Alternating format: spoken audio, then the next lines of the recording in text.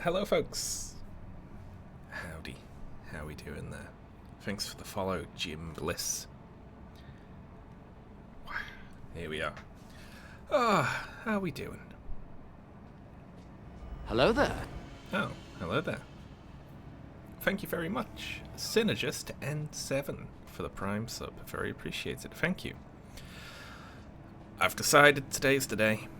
I'm gonna take some more runs at Melania, except I am not interested in having a bunch of runs go really, really well until she decides to do waterfowl dance, and then I just stand there and die. Right? I'm not interested in that. So we're going to do something about that. So we're going to go to Caria Manor first. I had a little look at what to do here. We got to make a few trips around.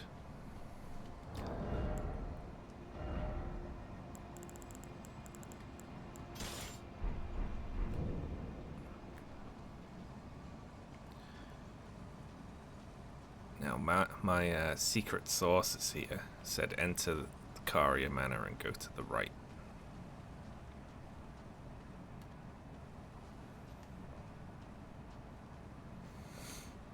We are not gonna cheat.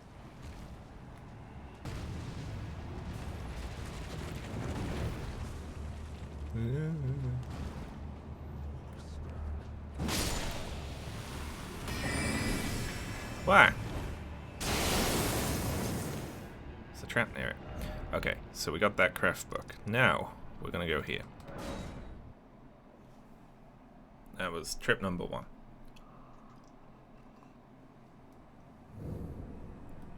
Now this is trip number 2.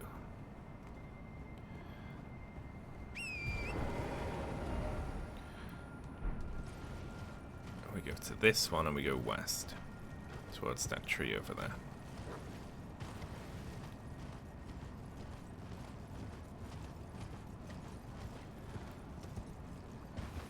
I just watched an Elden Ring vid on YouTube, the best one I've ever seen. Oh, which one was it? I've seen a fair few Elden Ring vids.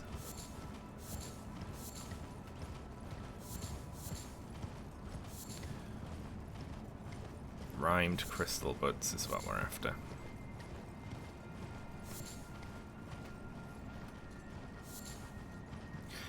Age of Stars Elden Ring movie. Oh, I saw that in my recommendeds, but I haven't watched it yet.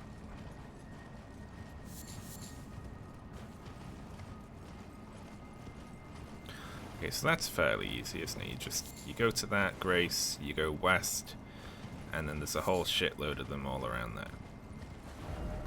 Very good. Now I want to go to the secluded cell here.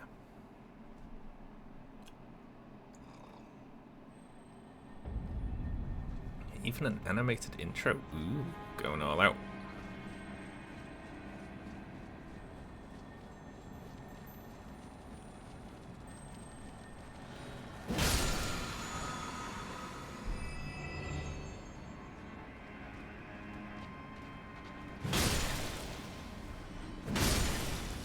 I feel bad about this.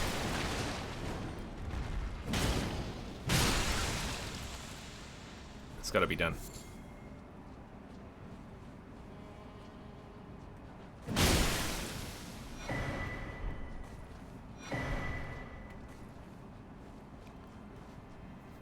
Of course I do. Now, I have never once thrown a cracked pot in this game. I have zero idea how they work.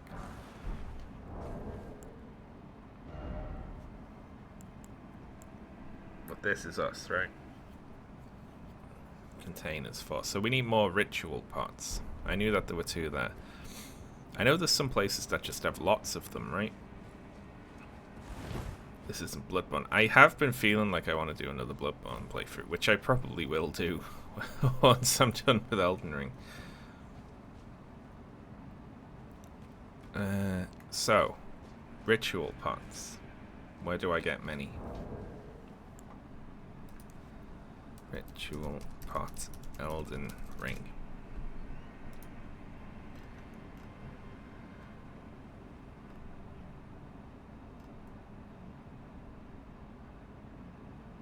2 in Jarberg.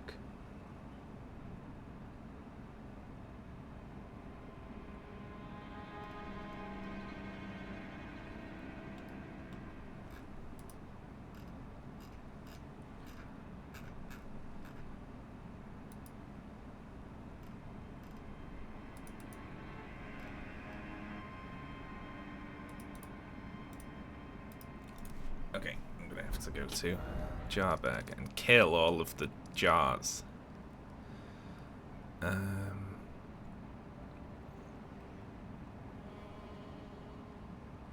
Which is over here, isn't it? I was gonna go somewhere else first, though.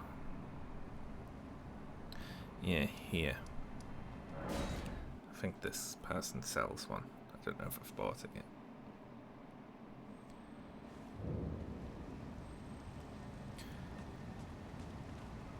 Back already? Unusual fella, aren't we? Did this aged merchant have something that caught your eye? I have bought it. Have a safe journey. It's like here, right? Around here? Something like that. Let's go have a look. Why do you have to do that? Well, to make all of you freak out.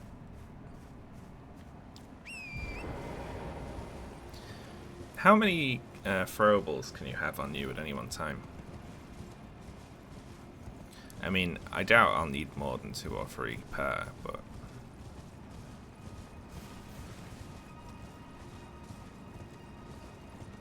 The beast eye is quivering.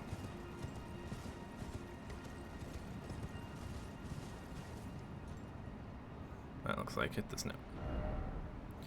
So how are we getting down there then?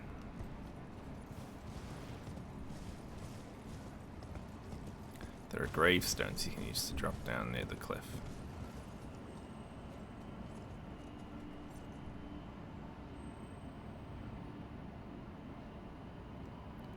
Oh yeah, here they are.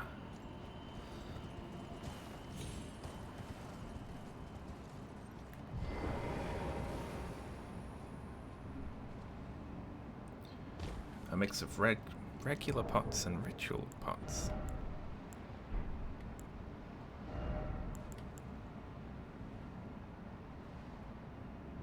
Ritual pots?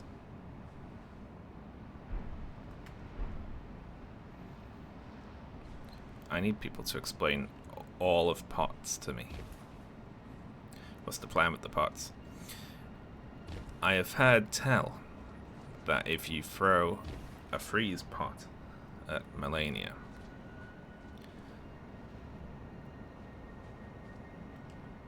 she stops doing waterfowl dance.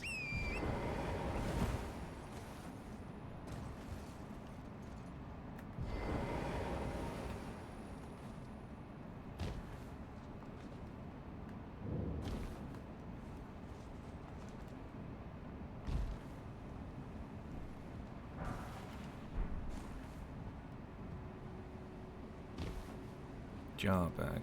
Hello, Cos. What are you doing here? I didn't think anyone knew about this place. Except us jars. Ah. Are you going to be the new potentate? I'm no potentate. I don't know what that is. Oh. Well, I'm sorry. Alright, bye.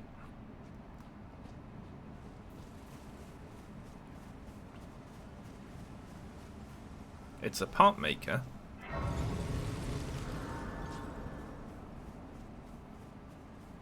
What a grandiose title for a pot maker. Then again, what am I talking about? I've never made a pot. Maybe making pots is really hard. Yeah, Dialos comes here. I'm aware. It's a weird mix of plants.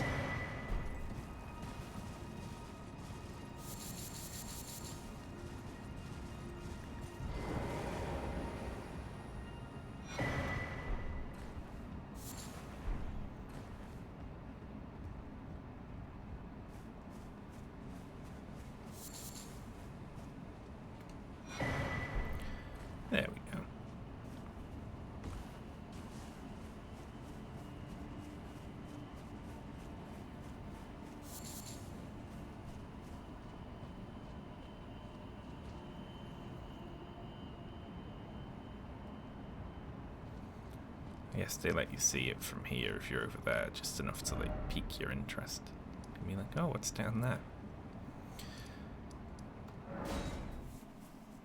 It also has pot in the tail. Yeah. It's very clever.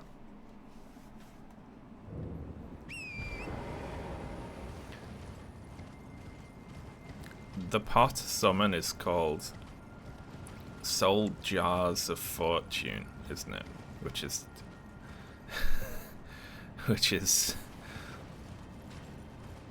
was it a pun in the Japanese as well?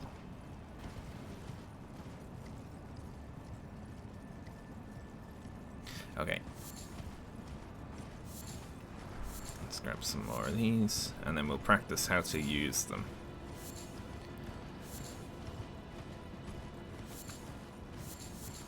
I need to be hot shit with them, considering you get about half a second to see her go up in the air, realize what she's doing, and throw one of these things at her. I need to have my finger on the button the whole time.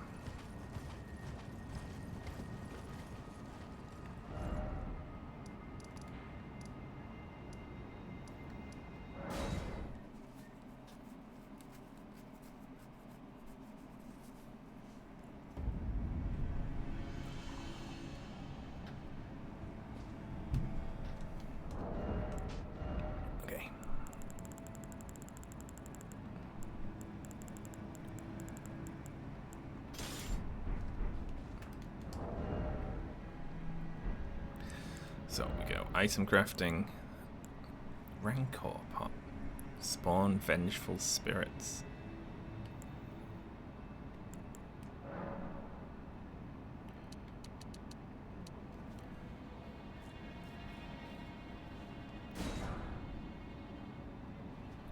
Okay, so I can make 5 at a time then.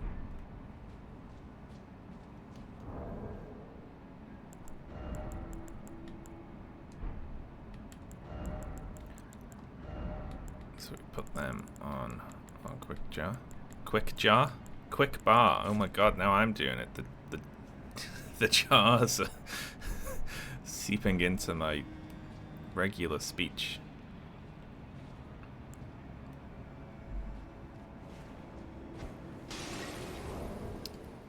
Oh, I don't like how slowly that comes out. Jarring. Ugh, awful.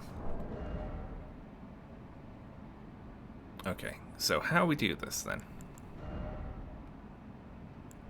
I've probably pushed this up to like, yeah, we're within 1 of the equip load, so I doubt I can wear any better equipment.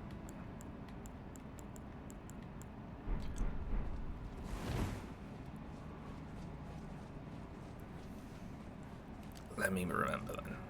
We drink, we go in, we turn around, we summon Tish, we swap to the dagger and buff, and then I swap to the freezing pot,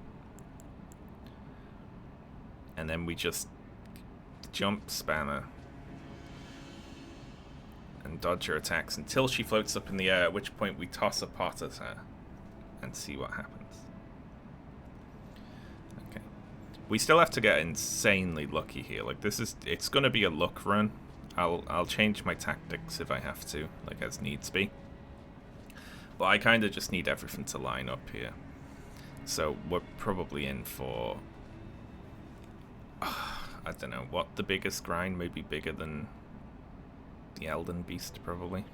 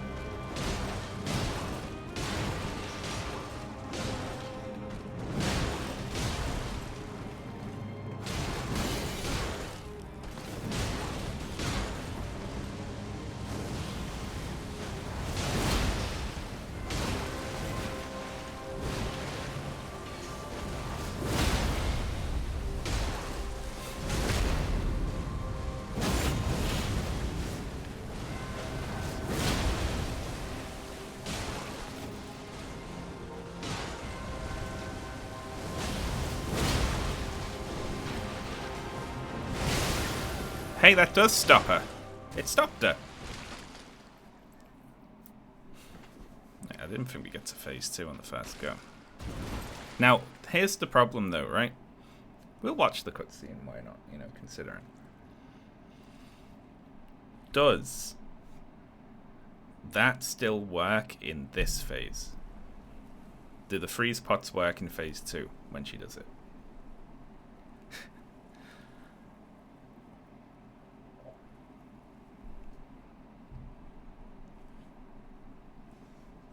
Learning how to dodge the waterfowl properly also an option you're willing to entertain? No, it isn't.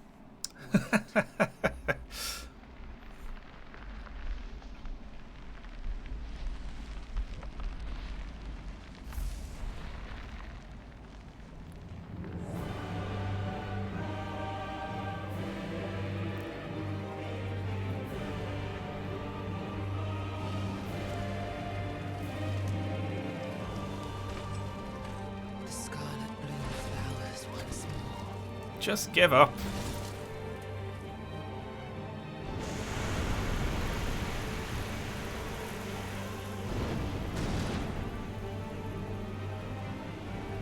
You will witness true horror. A naked lady.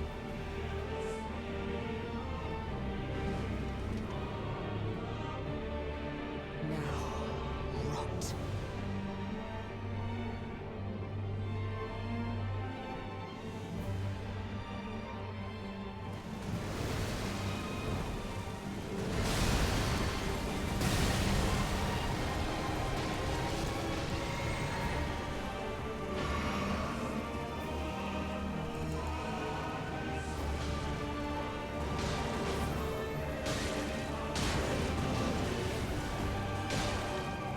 I only get 5. I shouldn't throw them unless I absolutely need to, should I? Shit. Didn't realize what that was. Does it interrupt that? I mean, I should just toss one every time she goes in the air, shouldn't I? I guess I'll find out. There's something else I could do here as well. See these things that I made for that other fight. Alright, in the phase transition when I get a little time, I could pop another bubble on, assuming I lost it in phase 1, couldn't I?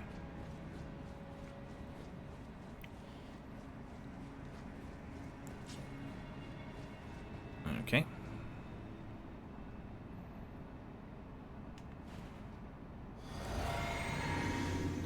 Oh, I didn't make more freeze pots. I gotta make a whole bunch of them. What am I doing? Sorry, give me a sec. I'm confused. I've got too many buttons to press now.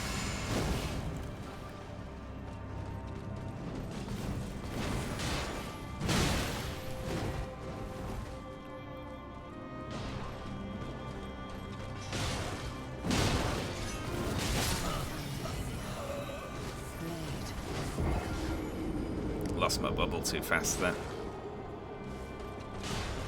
Teach getting it done.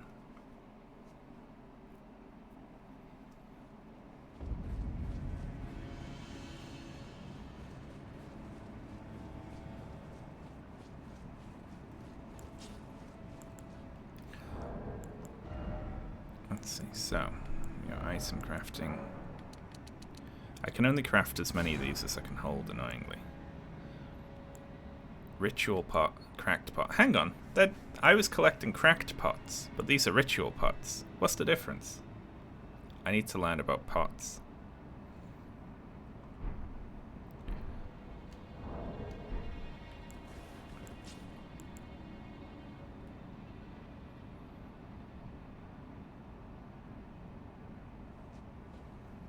Crack pots give you misinformation. Oh my god.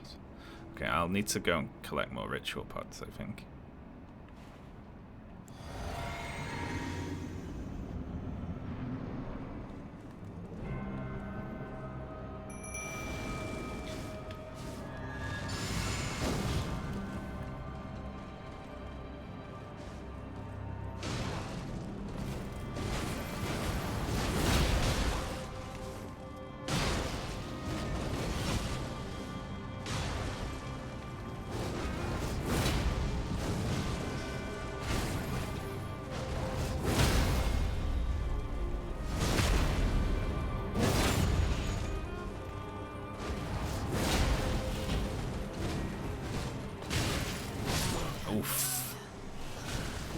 Jeff.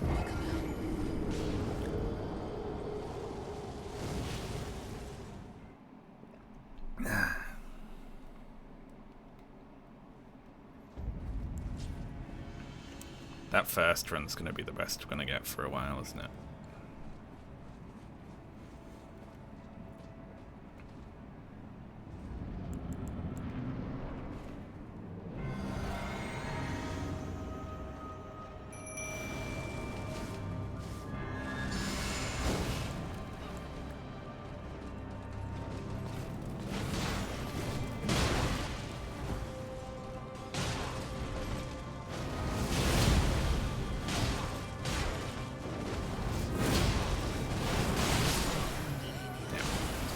She went up when I was in the middle of a lion's claw. No, we can do that.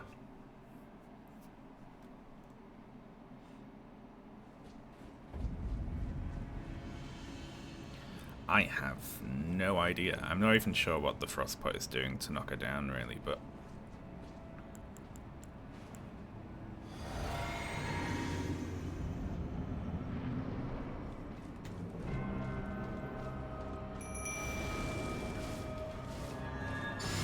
So much of this is going to be chance just because of the weird way a stagger works.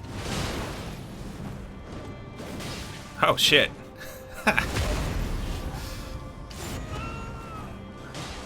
Yeah, it was no big thing.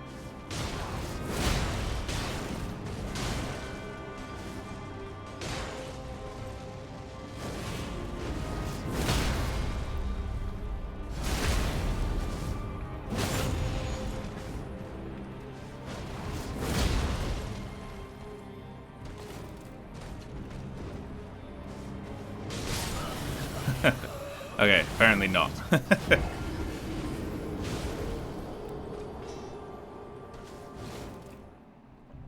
Okay, so if we frost her and then she jumps up in the air, then the frost part isn't going to do anything to her, is it? Because it's the frost proc that is knocking her down.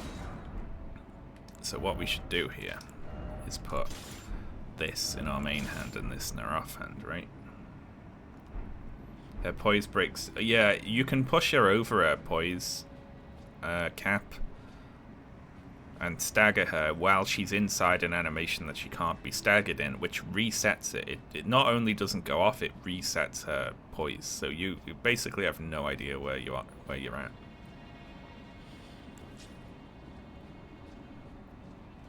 Which is bullshit. So it's very difficult to tell where she is poise-wise.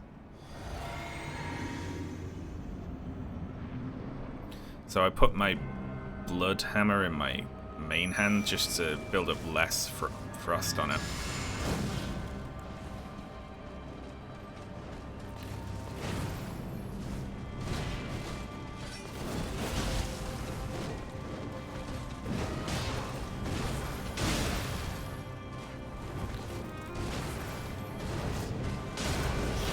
Oh shit, but I forgot this has got the stomp on it. Let's just do that till we die.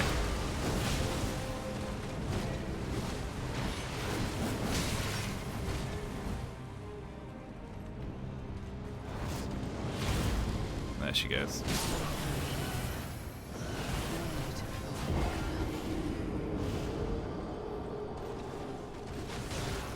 I see. So I should just put blood on both of my hammers then, shouldn't I?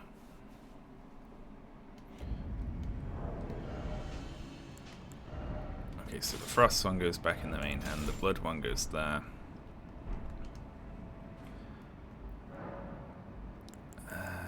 We do Ashes of War for the frost one, Lion's Claw, blood. Very good.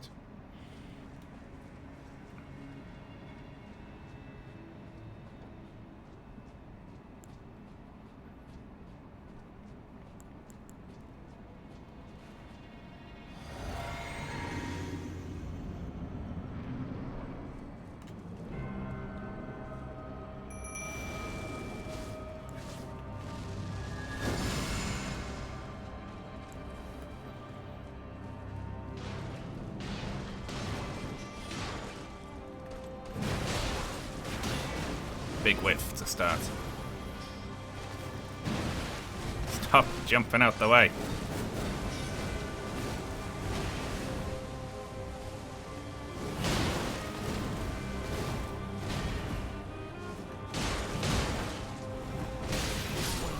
Damn. Blade of Mecca.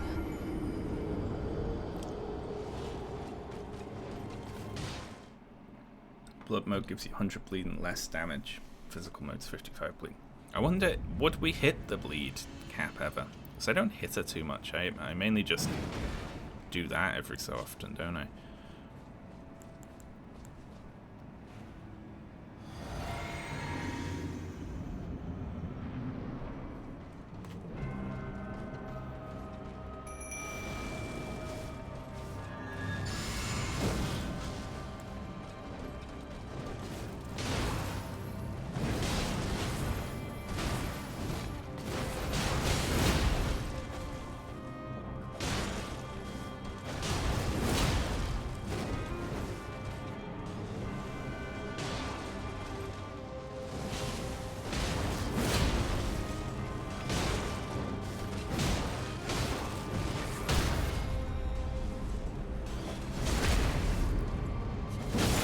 That was it, yeah.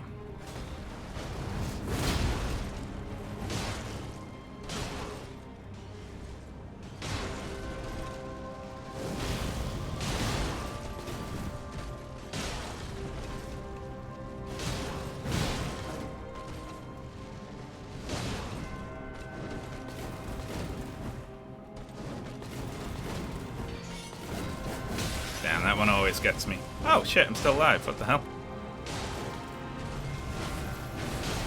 She must have only clipped me.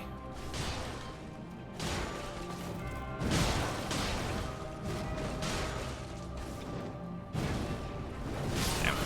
Unfortunately, there's nothing I can do. If I've already committed to something and she's floating up in the air, that's it. It's over. But yeah.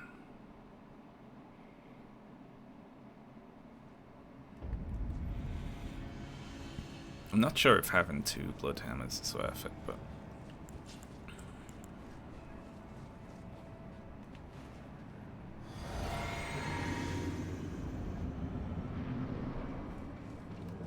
heavy in class blood flame.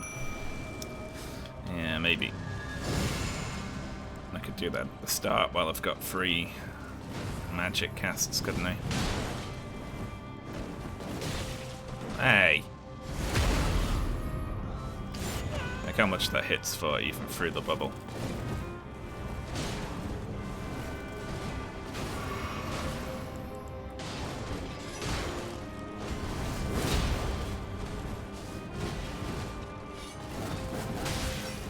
I need to start doing something different during that attack. She jumps at you and like whips a sword all over it in a way that seems to completely cover the entire distance of any way you can dodge in any direction, and it always gets me.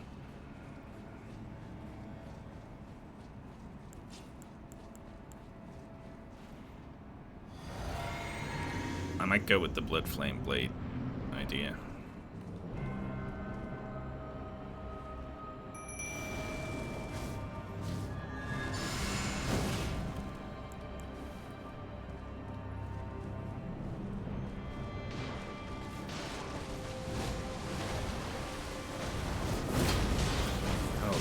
Cheat.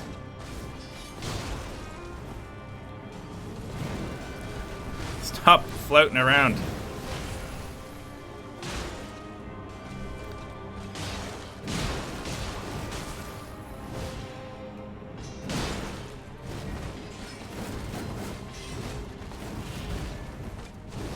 Oh yeah, rolling swords, it does work. Not for that one though.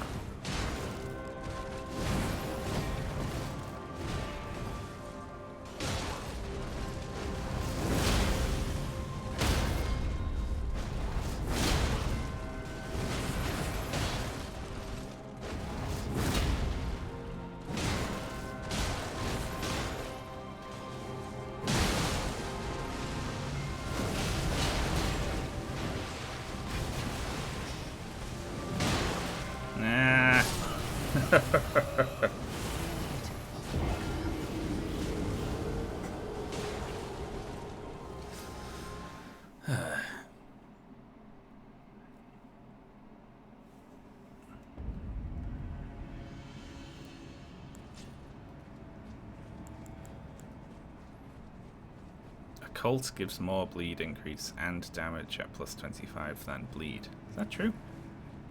Can I do a cult?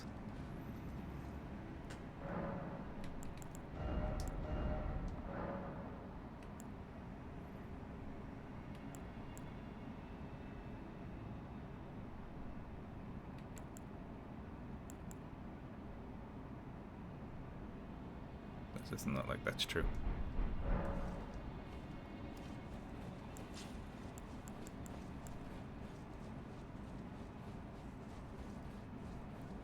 Yeah, it's probably true if you have like a bleed build and you're at level 150. Unfortunately, I'm a lowly level 1.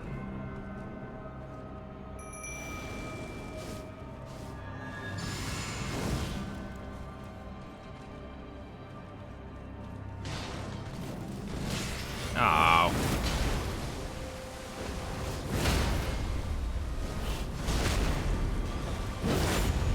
That was just 2 Lion's Claws in a row. Knocked her over.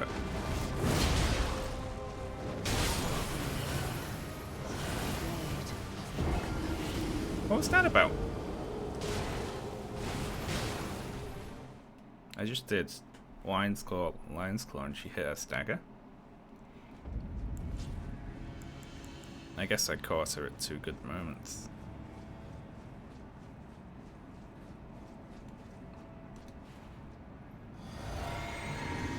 Let's try that again.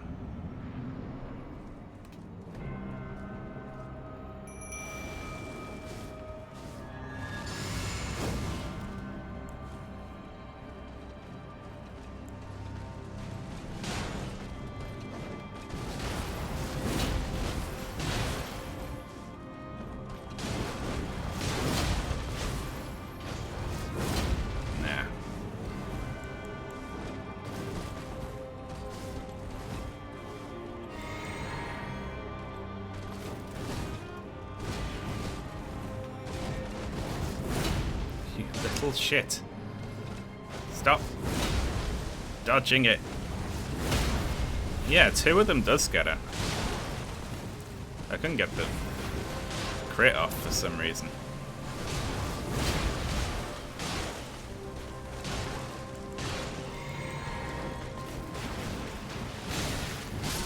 Does she get more stance in her second phase?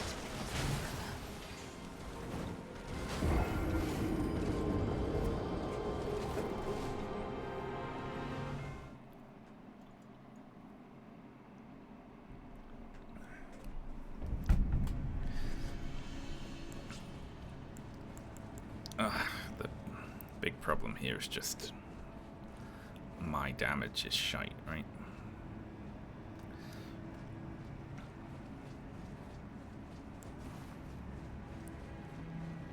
And I don't really know how to dodge the butterflies. I think I want to be really far away from her.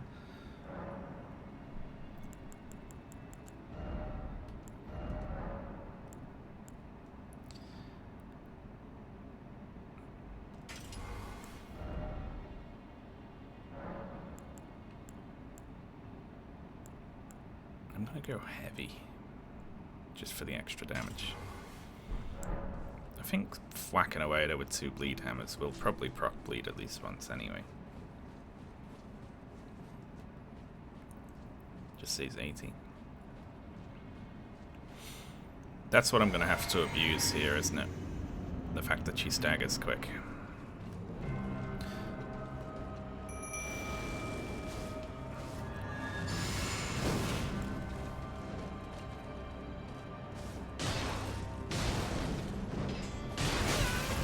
Tish, you little shithead.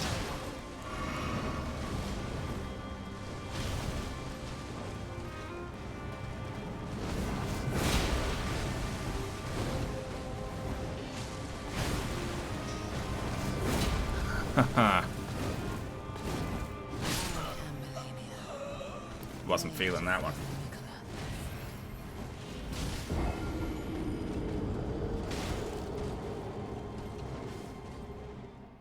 Sometimes Tish is like, oh no, I'm about to be hit, and dives behind me, and I take the hit.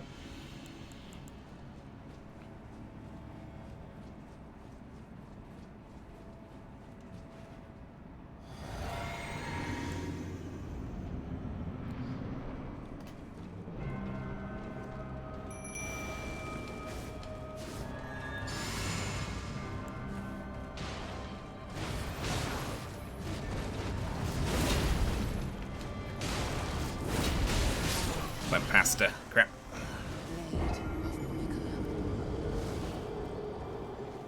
Are you against using what the mimic tier? I can't even summon it. It'd kill me to summon it. My health is too low. Plus its stats would probably be rubbish. And I think, am I right in saying it wouldn't actually be able to swing the weapons I have? I think someone said.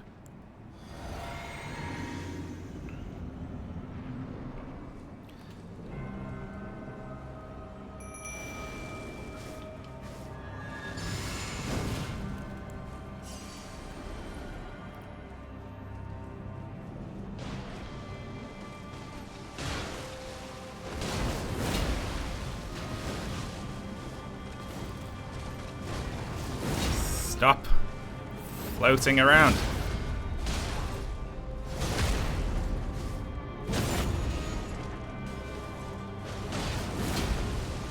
Well, that one was Tisha's fault.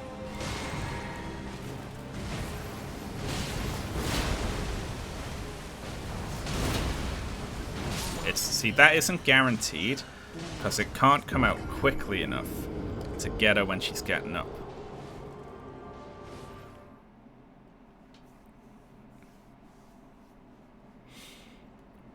What if a lion's claw and one of those could get her?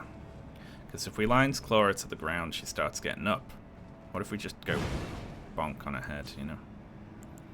Or maybe she can't be bonked when she's in a standing up animation.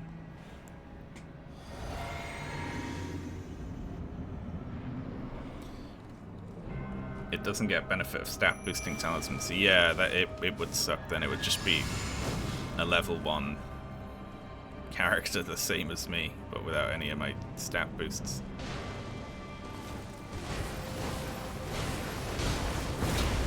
Shit. Alright, we'll go for one here. And then another one. Nah, that second one is too risky. We need her to stand still, which... Oh, she grabbed me.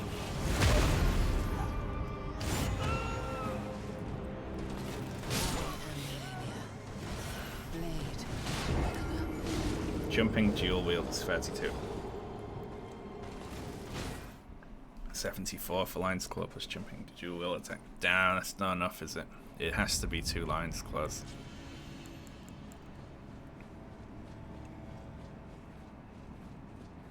It's unlucky. I like how we got fairly far into phase 2 on our first attempt, and then we haven't seen it since.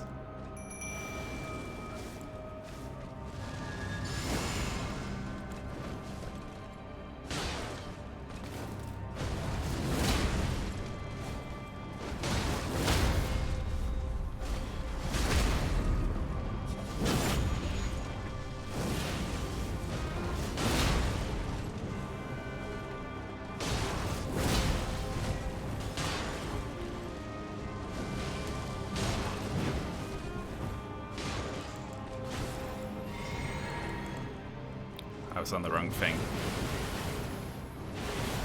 Can it stop her in the middle of it? It looks like it can.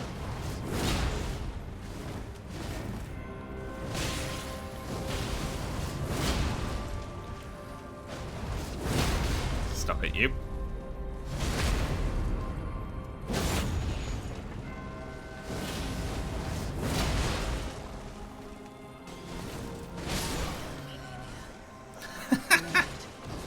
It's funny for her to say I lied as she gets tossed across the room.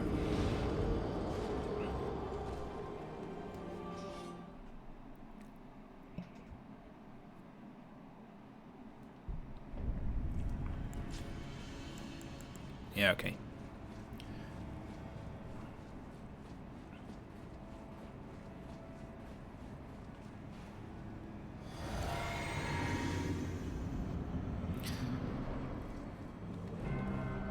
For anyone who's curious as to why I turn around when I come in to summon Tish, so Tish gets hit by that buff. Doesn't have time to run away from me.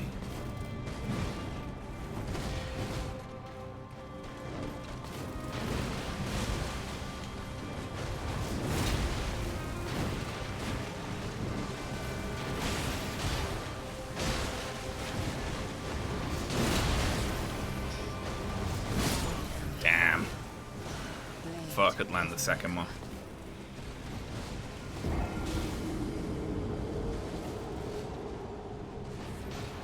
I need to be more careful looking out for these waterfall dancers because I'm always in the middle of doing something else. Like always.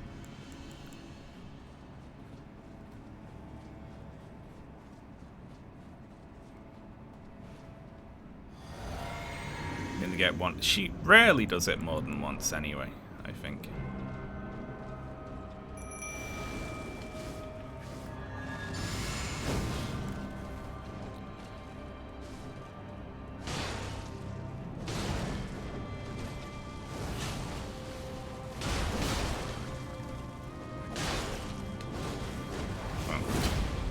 Away.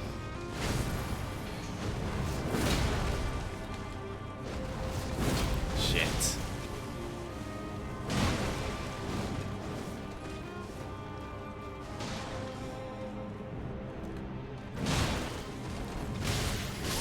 Cheater.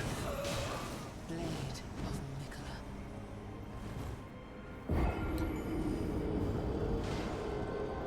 Hang on. Couldn't I make a fire hammer in my main hand? And then throw a pot at her, hit her with the hammer, throw a pot at her, hit her with the hammer. Couldn't I do that?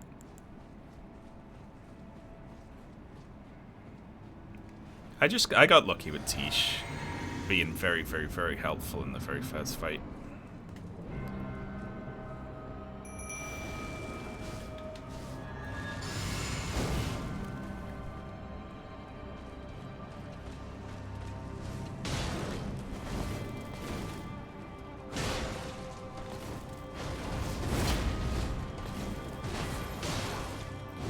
Stay fucking still. She's dancing around all over the place.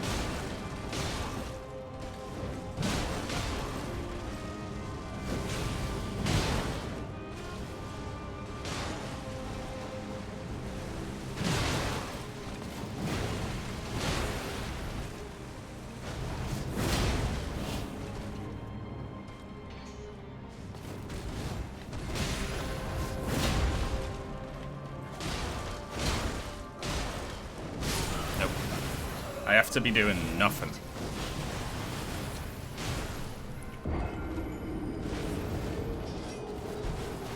What you want is the boys. The boys would just be little health batteries for it.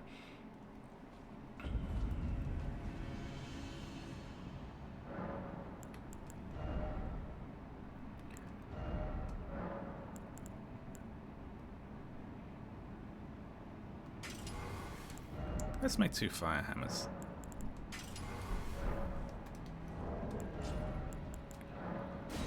The thing is, though, I need more ritual pots, don't I?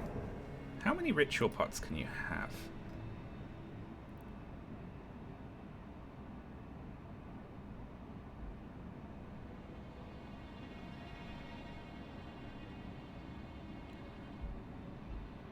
Greater durability than a cracked pot. Okay.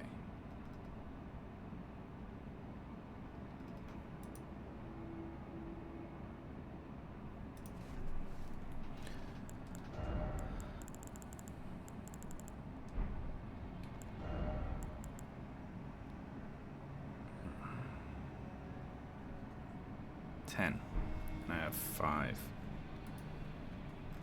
Guess that'd be handy, wouldn't it?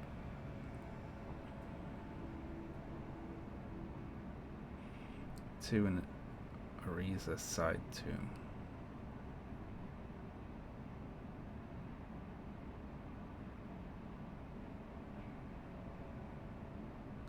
That looks really difficult.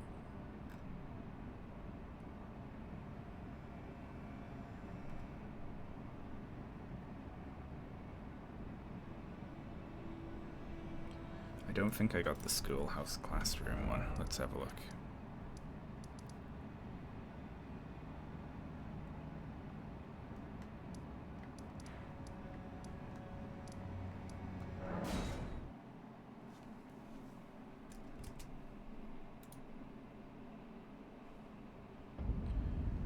Let me see. Inside a treasure chest at the end of the hallway, guarded by a glintstone saucer and a giant jar. Okay. It's just this one down here, isn't it?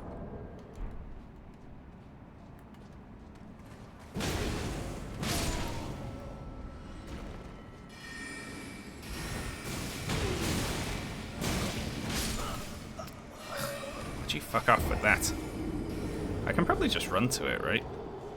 I remember that the end of this room has like 100 dudes though, so maybe one run to open the chest and the next run to grab the thing.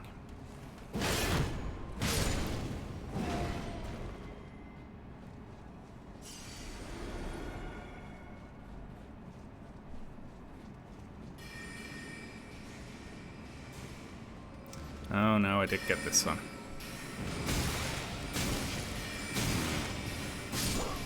Okay.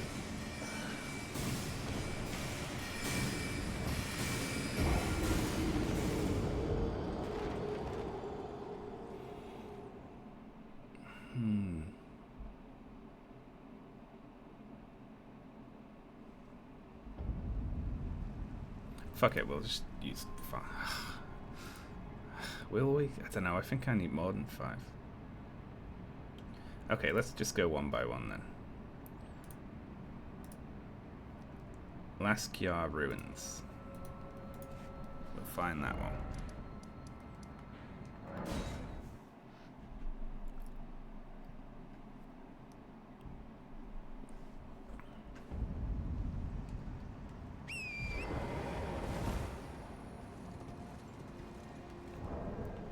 What are we looking for?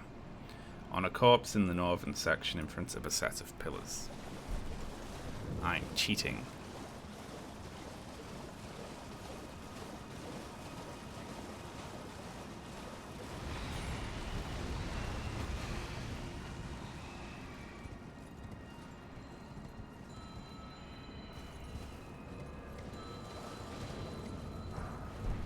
That's a rune.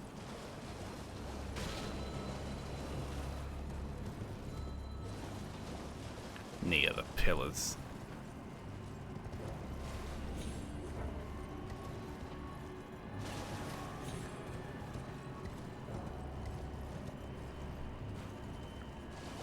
It's near the water, yeah. Spy a tree.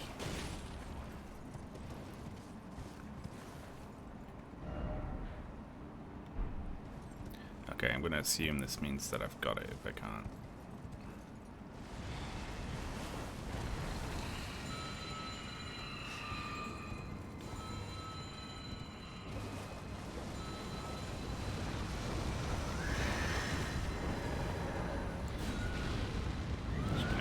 This is. Yeah, I've gotten that one, I think. Okay, so that one's down. That one's down. The 2 in Jarberg are down. That can't be right, though. Well, I just got those 2. But that means that's 4 of the 5 I have? That doesn't seem right.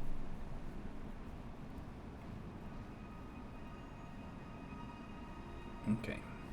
There's 2 in this side tomb, which sucks. Because I remember that being one of the places that's really super incredibly bullshit.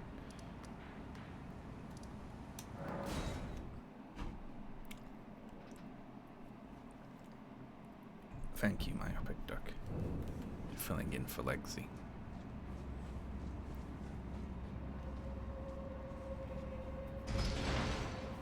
Are these consumables? No, these are reusable, throwable pots.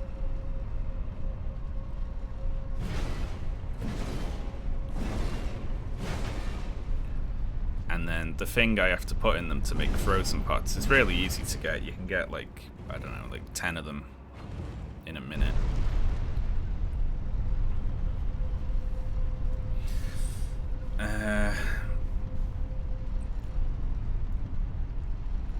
But I think that this frost pot firehammer idea might be a goer. Assuming it works in phase 2 as well.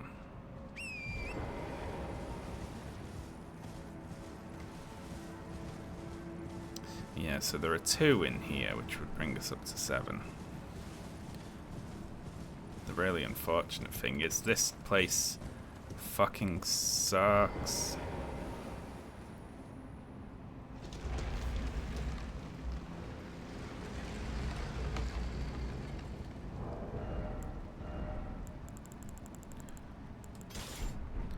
I think this shield needs to be nerfed. Or other shields need to be buffed. It's too good. You find it literally, like, it drops off the soldiers in the first camp you come across in the game, and it is amazing. It's better than some great shields. Like, what's going on with it? It blocks more physical damage than the great shields that drop in that same ruin, even though it's like half the weight.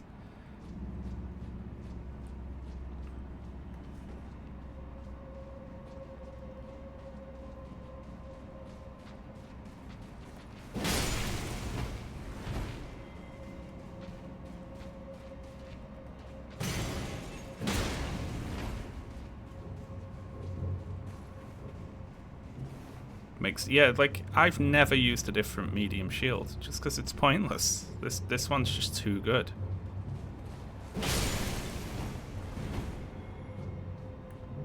This is one of the bullshit dungeons. That's always funny when that happens. And it's got 2 of the object I need in it.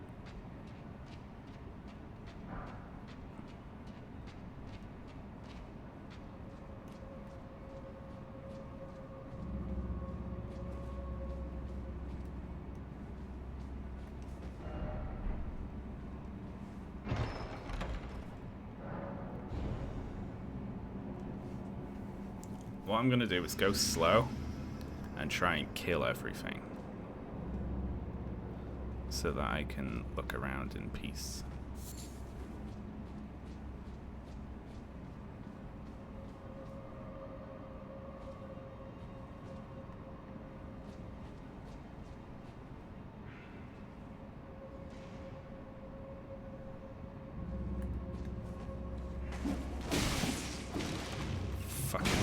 Imps. God damn it. I hate them so much. It looks at me for like 20 minutes, and the moment I drop my shield, it goes...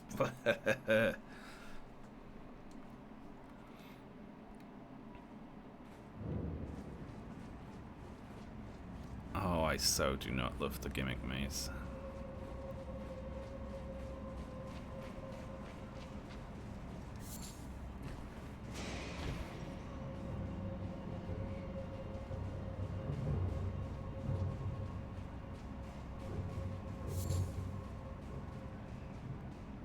Just wander at random and hope we run into both of them.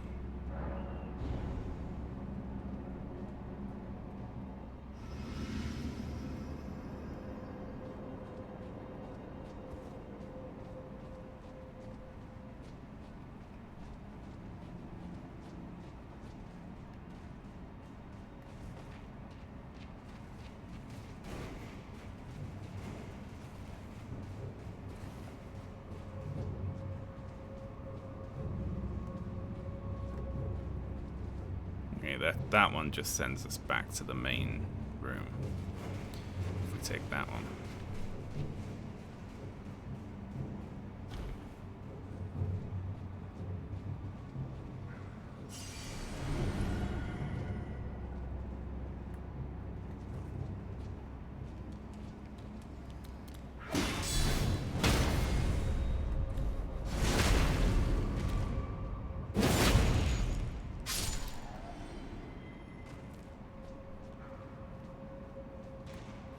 Blocked cat turd.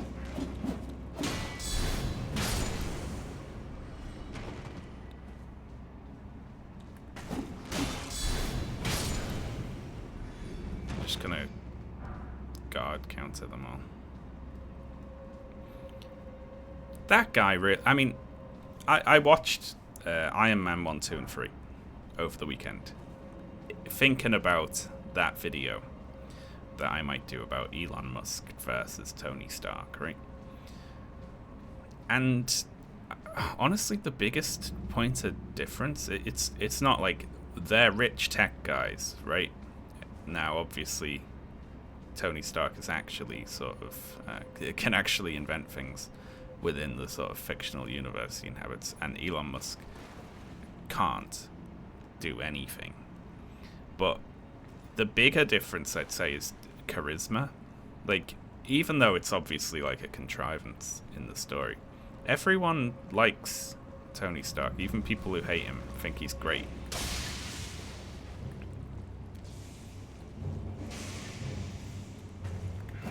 Oh, hello there.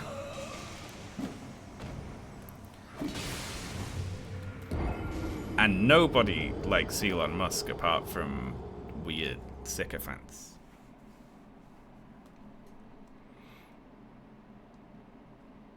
I thought, when you watch the first one, Tony Stark gets accosted by a liberal journalist who's like, you sell weapons and that's bad. And he's like, listen, we need to sell weapons because the world's evil. And by the way, I want to have sex with you. And then it cuts to them having sex, right? And it's like, he's just so charismatic that even people who are opposed to him politically and hate him, they still love him. They still think he's great and they want to fuck him. Like, that's the point of that, right? If you disagree with him, he'll fuck you. Let's try this chest. Can I die when I'm going? Yeah, I can, can't I? Yes, I can.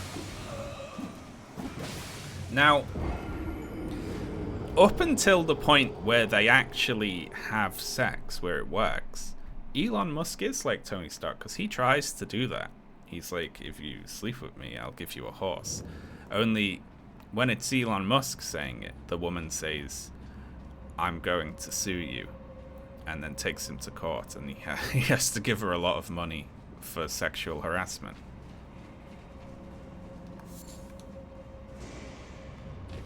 I was thinking, like, that is actually something Elon Musk probably would do. It just wouldn't work.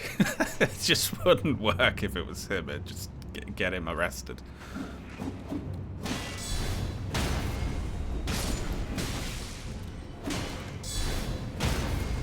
Let's see what the hell's going on.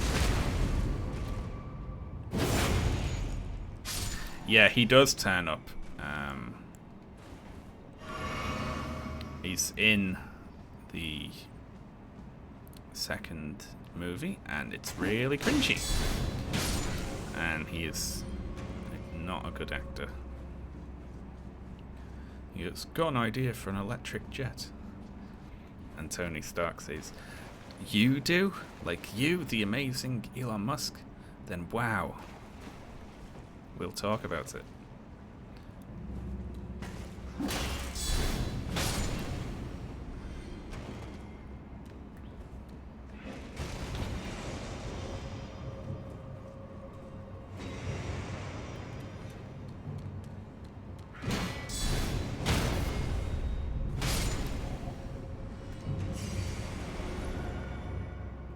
Yeah, let's see what's in here.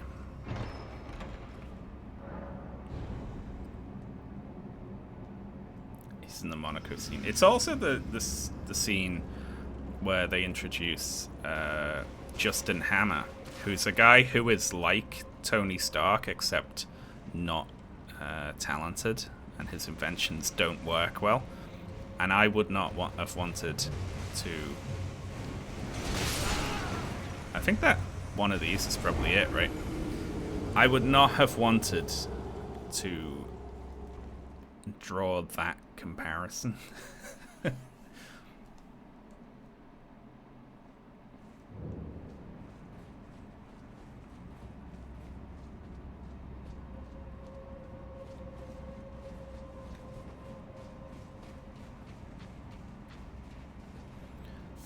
So, I gotta kill these, because I can't get through that teleporter chest if I don't, so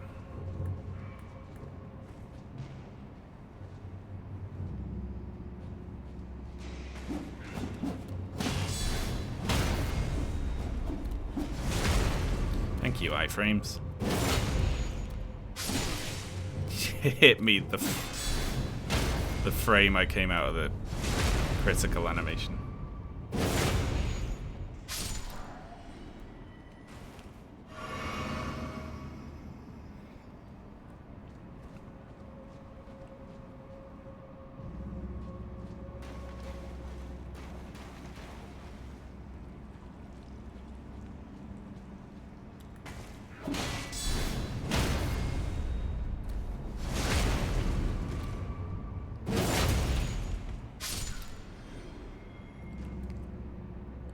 Yeah, it's very weird that The Simpsons only had 9 seasons. And then they released, like, a couple of episodes from seasons, like, you know, 10 to 12. Just a few of them. And they gave them, like, weird kind of, it's like, you know, non-sequential numberings.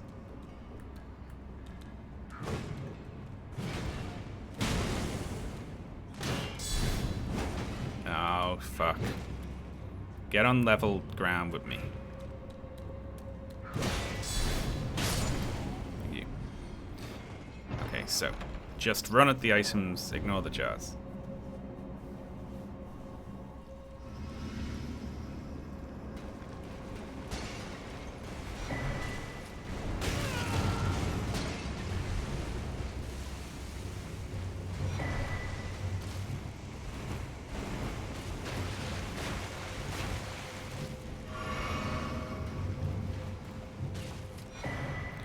Well,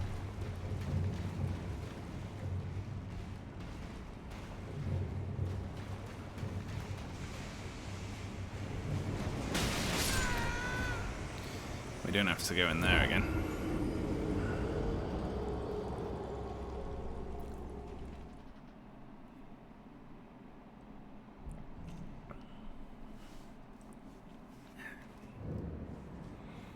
It's gonna be slow going, I'm sorry everyone. This is a very long, weird dungeon that's quite hard to pass. I tried reading the instructions for where it was exactly I needed to go, and it's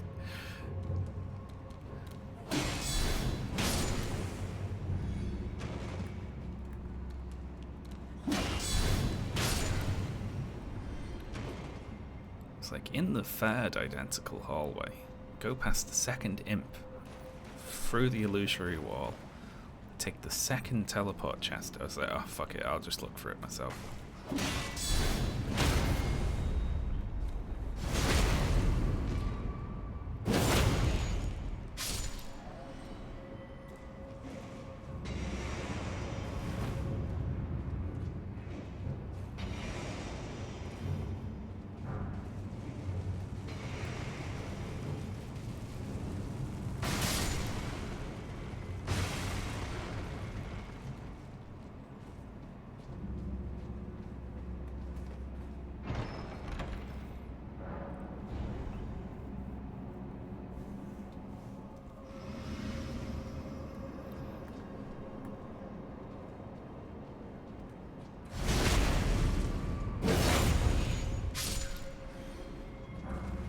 But it's the Scrooge problem again, right? Because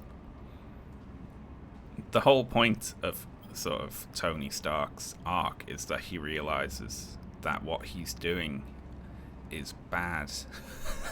And then he tries to stop doing it. Which Elon Musk has never got to. He's like Tony Stark at the beginning of Iron Man 1, except without the actual personal talent or charisma.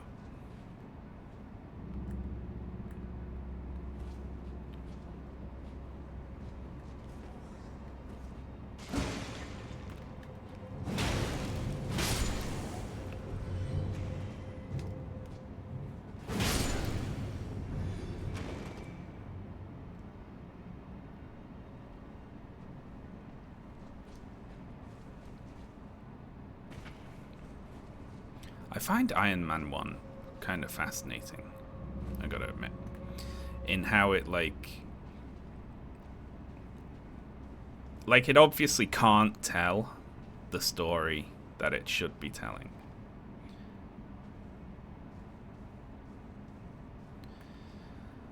Don't get up.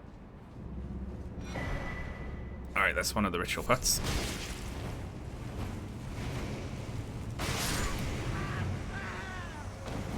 We got it.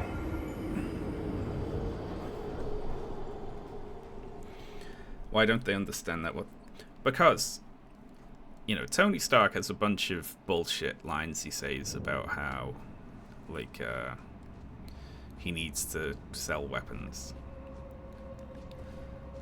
It's a bad world, and we need to have the biggest stick and hit the hardest, and to, you know, safeguard ourselves and so on. And he learns it's wrong to explode people when he himself gets exploded by one of his own bombs, right? Which is very sort of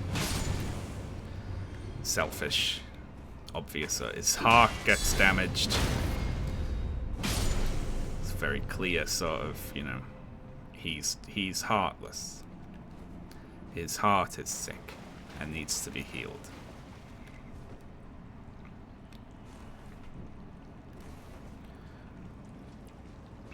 And someone he meets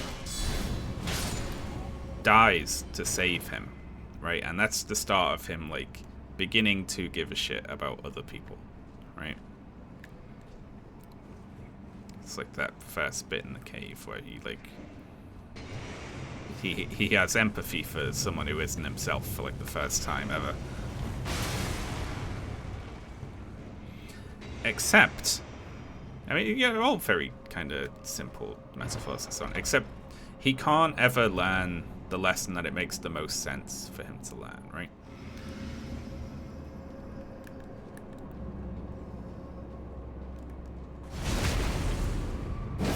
Like, he kind of does in the main series, but they need him to continue to be Iron Man and make Iron Man suits so that they can put him in new Avengers movies and sell toys and things. So he can't ever stop doing it, which is kind of like fucks up the end of his arc, you know?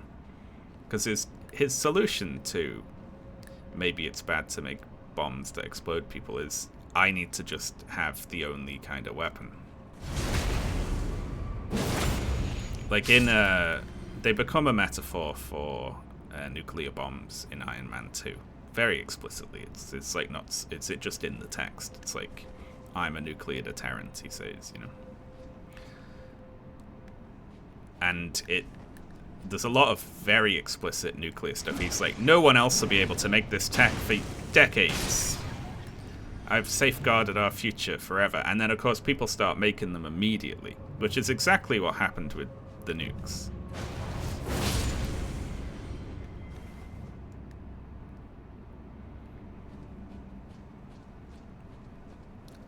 What fascinates me about Iron Man 1, though, is that a lot of it takes place in Afghanistan, where the American army is. And it's never explained what America is doing there.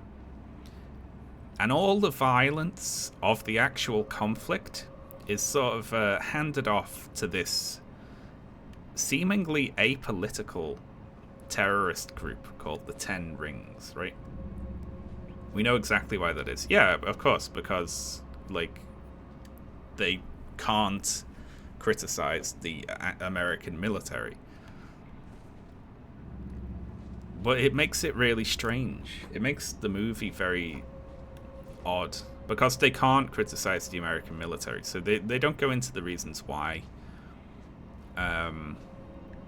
like, why America is there, or what the actual conflict is about. And the actual conflict, like, all the violence of it is just handed off to this group who are not, they have all of the kind of, they look like a Middle Eastern terrorist group, but they're just like this foreign influence. They're not from Afghanistan. They're just from elsewhere. They're just bad. They're just like, they just go around like harassing and killing people, and it's not clear what they want to do. There's a good scene where they turn up in a village, and the leader of that particular group of them is like, he turns up and he's like, occupy that house, put the weapons over there, grab those civilians, and it's like, what are you doing? Like, what's his goal here? Is it to take over this village he's just destroyed? Like, what is he doing? I just like that all of his kind of motivations were just sort of moving things around. It's just like very simple.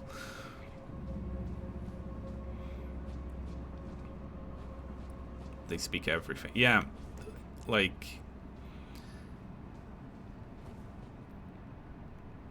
so Tony Stark can't say, maybe it's wrong to give missiles to the American military, which the American military are using to blow up people.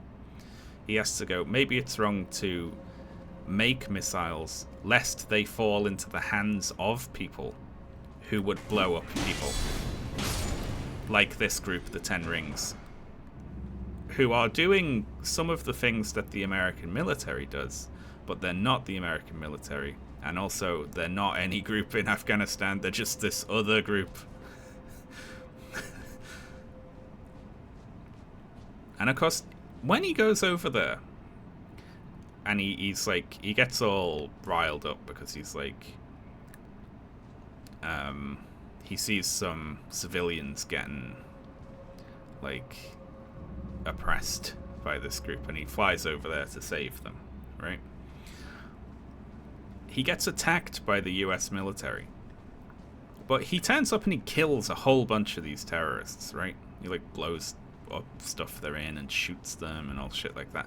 And then he gets attacked by the US military, and he has to go really, really, really far out of his way to not kill the pilots of the two planes. Like, he rescues them. And I'm thinking, why? Like, it doesn't make sense, right? He turns up in a conflict. Both sides attack him, but he'll freely kill one of them, but goes out of his way to not injure and rescue the other side. I mean, I obviously know the real world reasons, like answers to these questions, but the in-universe taken by itself, like, if you can just consider it as its own thing, it's very, very strange.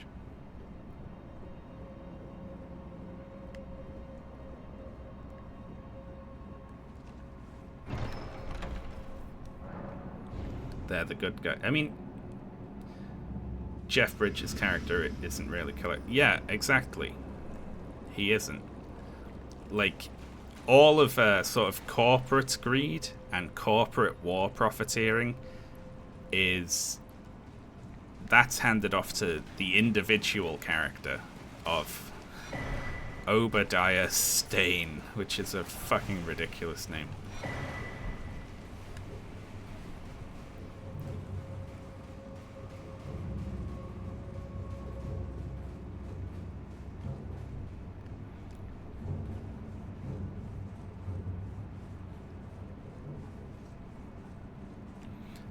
I like how the US military is just treated as this, it's like a fundamental force, like it just can't be questioned.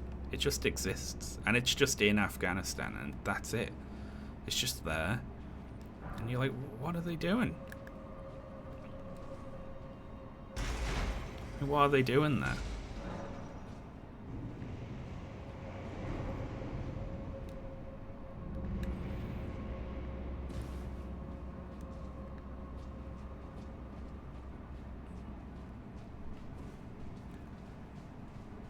Yeah, and it's because, what the hell is that? They check the scripts, don't they?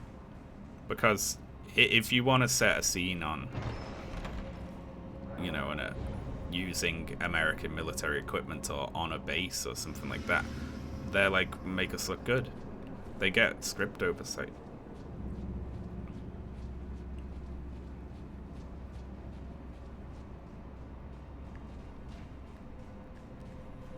Like, he ends up being anti-war in a, if I just kill all of the bad guys.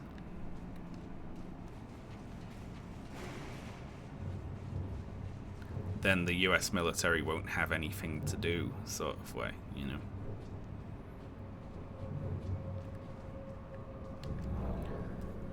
Alright, I need to look at this then. Okay, open the chest at the end of the main path, then make your way down the path and open the chest in the secret room trap chest.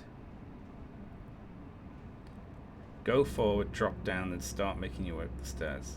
The pot will be in front a giant living jar. Oh, that's not even in English.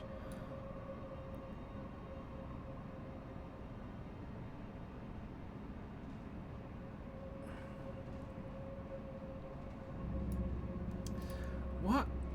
Oh, fuck me. That doesn't make any sense.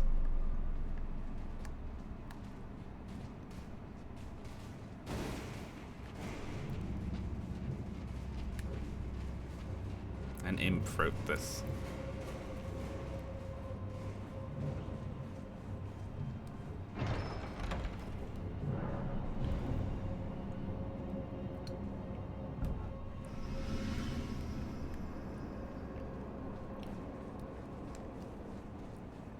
Yeah, in Iron Man 3, the Vice President is evil and scheming, I think. It's always individual, though. It's always like, this system would be working perfect if it wasn't for those individual baddies, you know?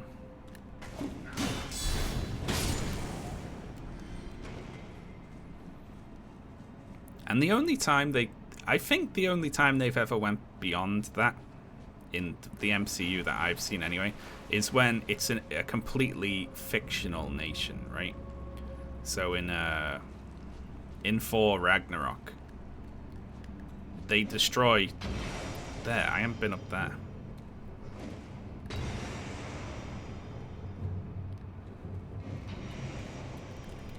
Oh shit. They destroy Asgard.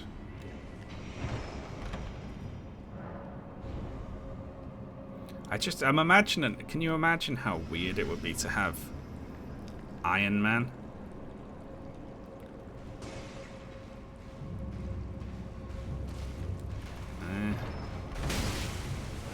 Stop it.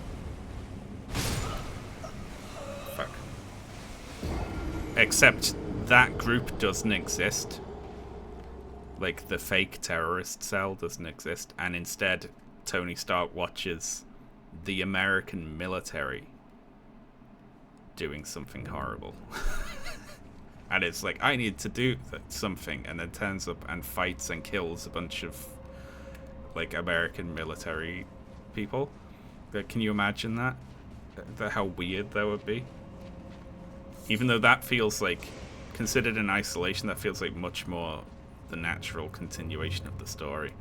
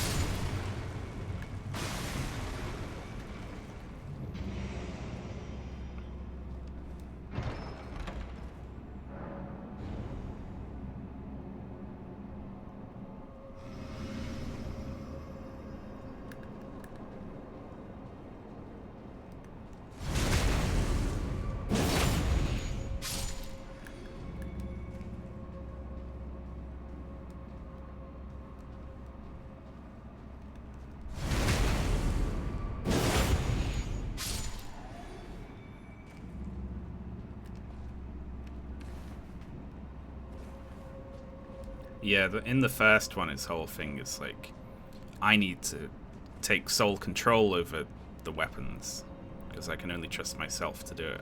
And then the second one is like, it goes to his head. He's like, I'm the only one who's got these. No one else can possibly make them for years. And then, of course, he's wrong. And the end of that arc is realizing that they are, you know, it's bad to have machines that blow people up regardless. But then they need him to come back and keep on being Iron Man. So this, like, yeah, a little arc there, and then it's gone. I like that. It's a bit like how the Horde and the Alliance in Warcraft, you know, they learn that they really shouldn't be fighting each other like every expansion or two, but they can't ever actually learn that lesson.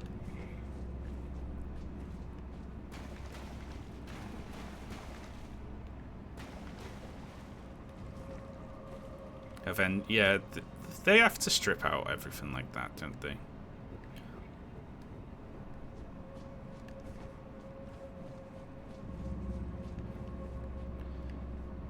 All the individual character, he just becomes like a kind of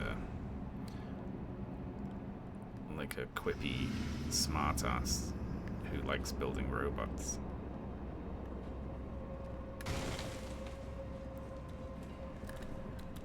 Oh god. There we are.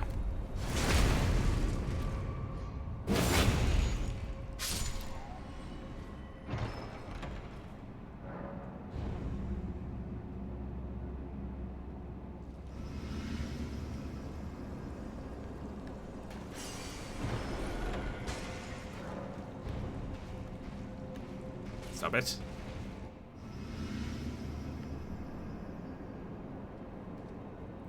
They're not in open war right now. I hope the next expansion does the I hope they make another Horde War Chief Evil.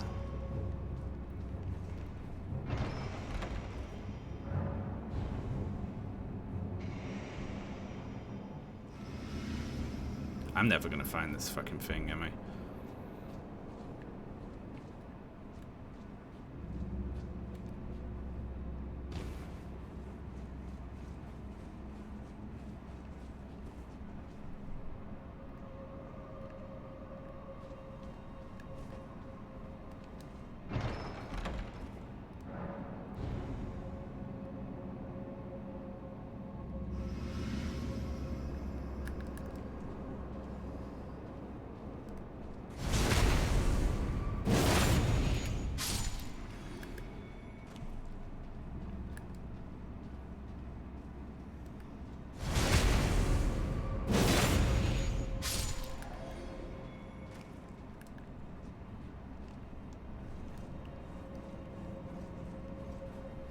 I hope Thrall comes back and just does...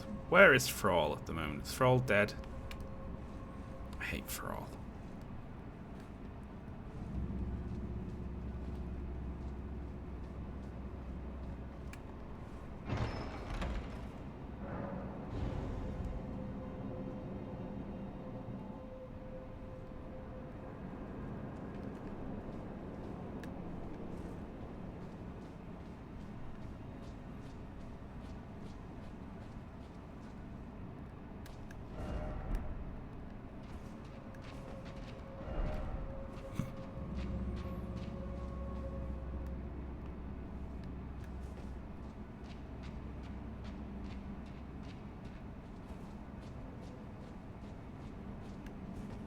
Fuck it. There it is. We got it. Hit me again. I can take it.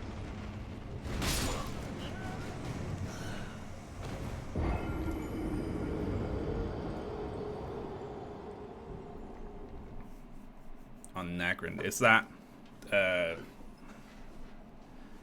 Outland Nagrand or Warlords of Draenor Nagrand? I hate they did that. It's so annoying. With time travel stories. Bullshit. Okay, so we got both of those. Oh, great. The next one. One near the Forsaken Depth, Site of Grace, and Subterranean Shunning Grounds. Do I need this many? Warlord's that was terrible. What they did there, where they made a big feature of their MMO, instancing every player away from all the other players for like a large part of their playtime. What the fuck was that about? It's just top to bottom, very, very strange.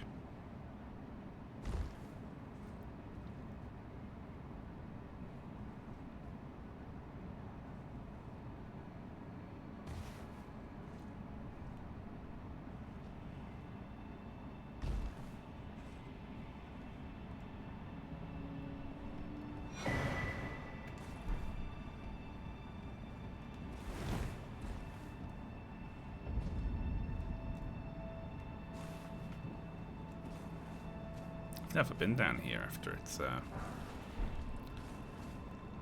all covered in ash.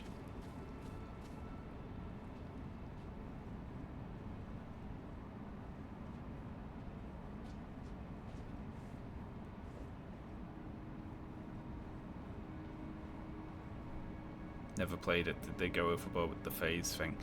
Well, oh shit. Sorry, one sec.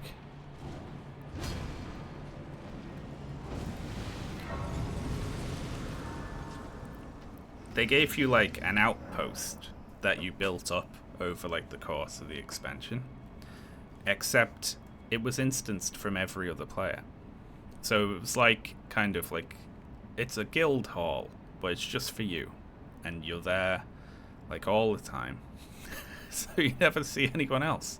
It was really irritating.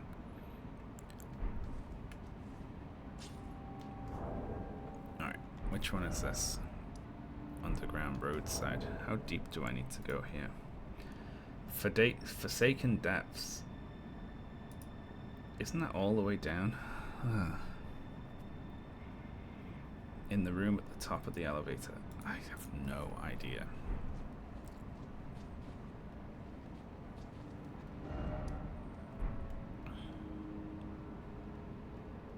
All the way down. Is it worth it just for another ritual pot?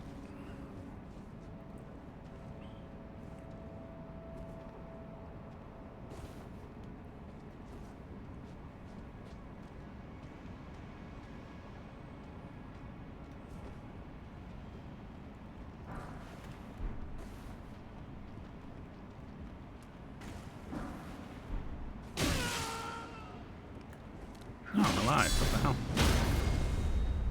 There's gonna be a lot of that, you know.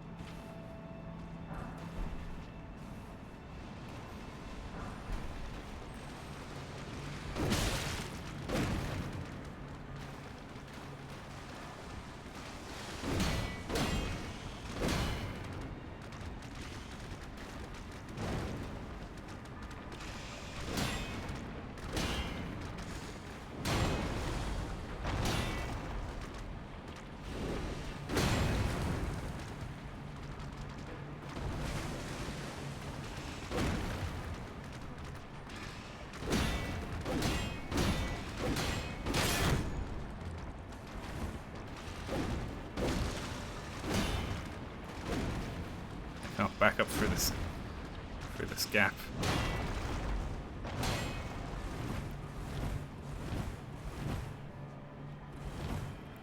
Whew.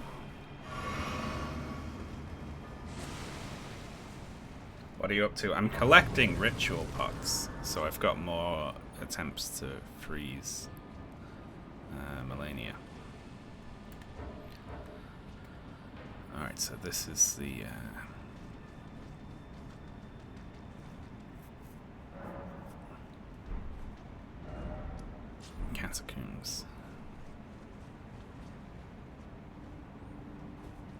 Why do you think someone as uncharismatic as Musk could be successful in a system that values charisma? Because he can buy it, basically. It's in everyone's interest to pretend that he can do the things that he can do, is essentially it. But it's like, is he going to put a man on Mars in 10 years? He isn't. But there's a lot of money in pretending that he can. Both for him and lots of other people too. So he can do it, even though he can't do it.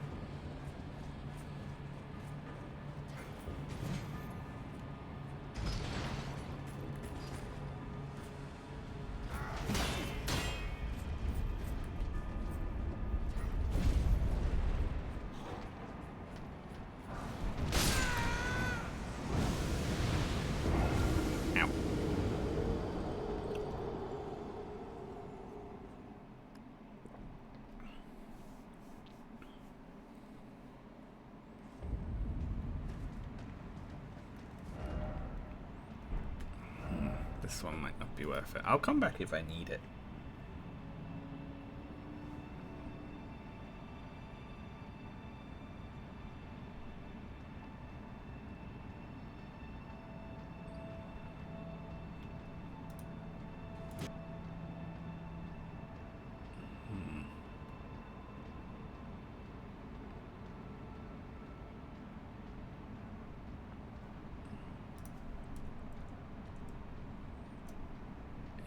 Shit. That other one is all the way down. Fuck that. Okay.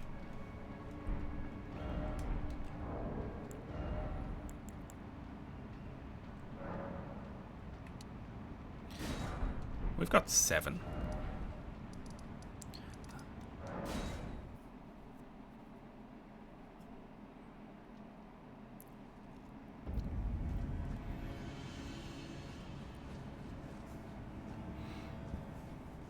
Plus, a lot of NFT bollocks, as well as Tesla's shares, are riding on the idea that Musk is a genius. So there's a lot of people who are going to pretend he is, because they are financially invested in it.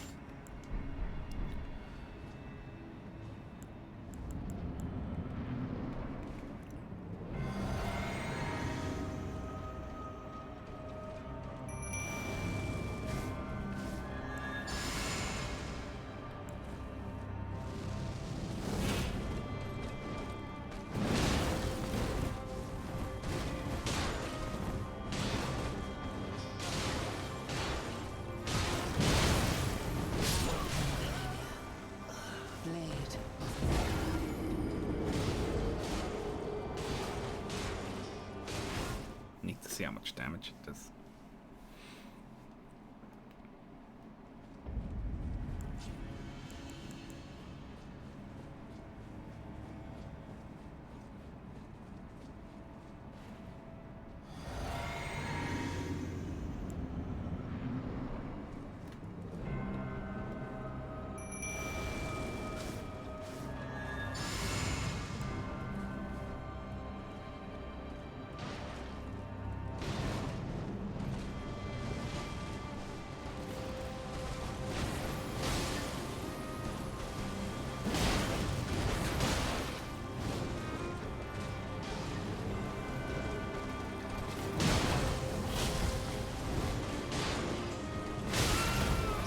Doesn't knock her out of all of her animations. Looks like it does decent damage.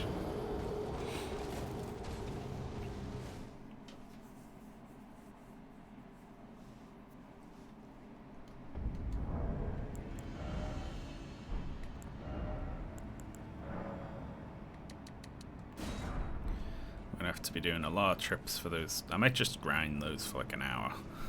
I think. Those rhymed crystal bud things.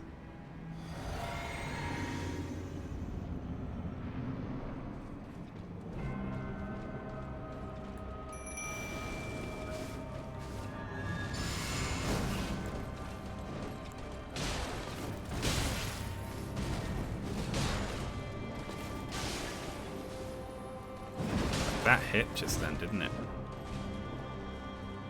Yeah, just one of them pushes her past her freeze thing.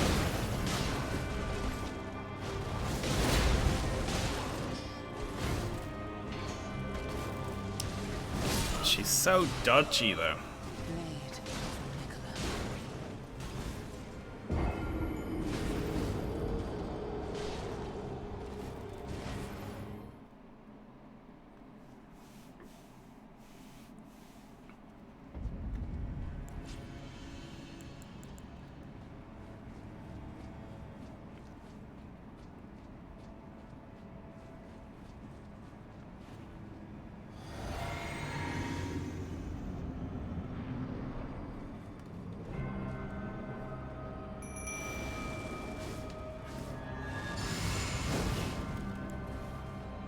You have to no-hit me. I get one hit because of the bubble.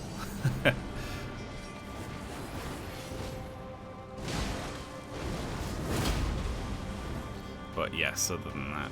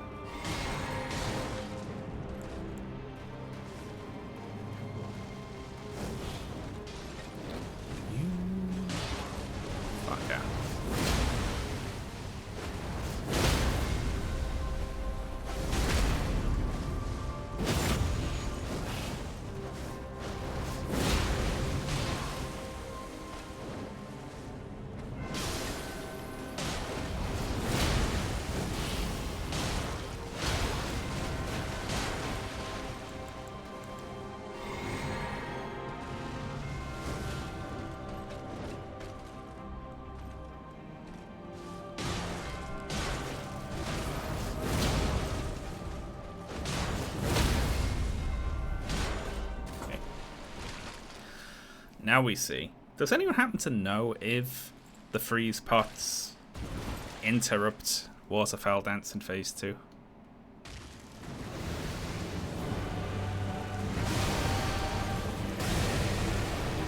Can I freeze her now? I can.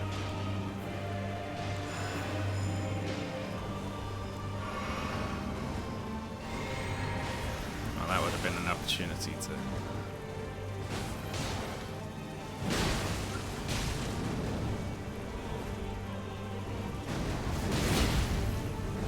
Shit. Worked for me. Okay, good.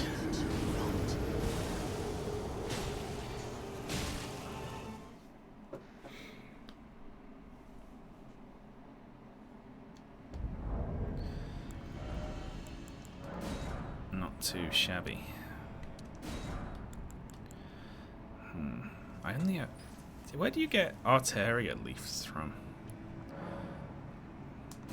Run a bit low on those. But they can give me more bubbles.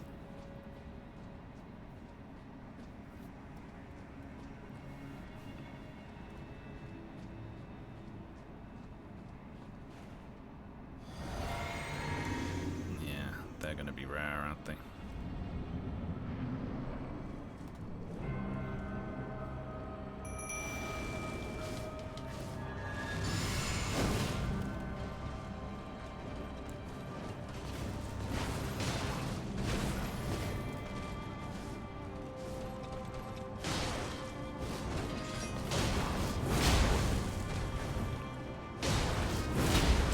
Teach saved me there.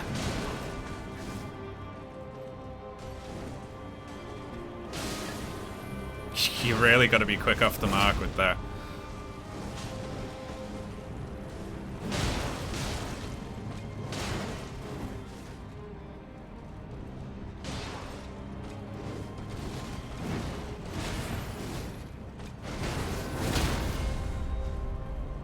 Stay in the corner.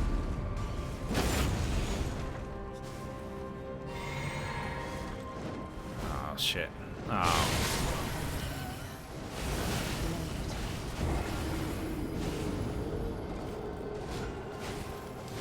You can't do it several times. That's not fair.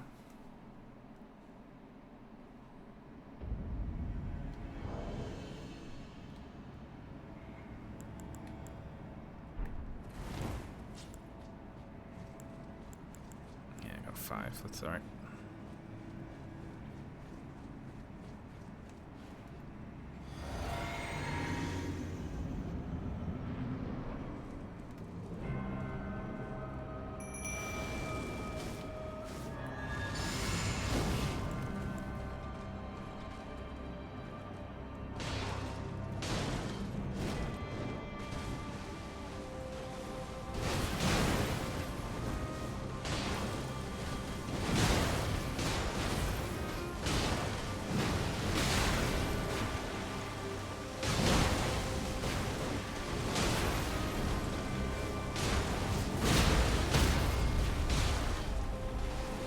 Shit, just too far away.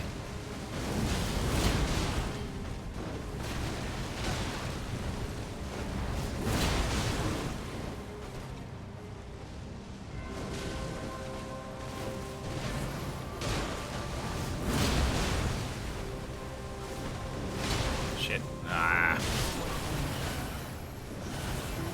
If I'm in a lion's claw, that's it.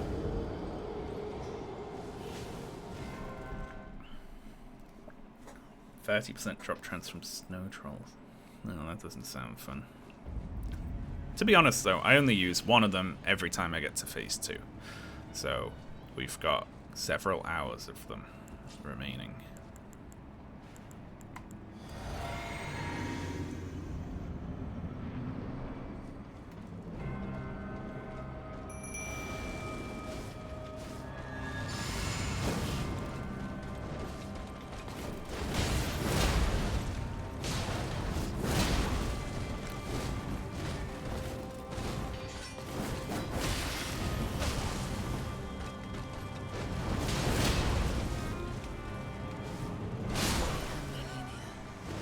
Blade of Nicola.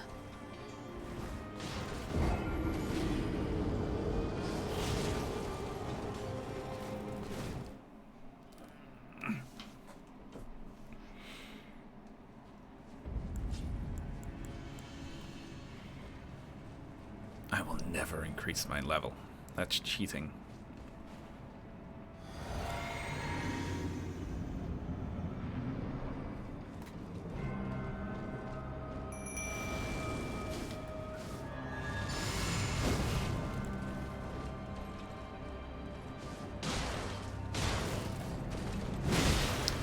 Shit. Lose my bubble so fast. I'm awful.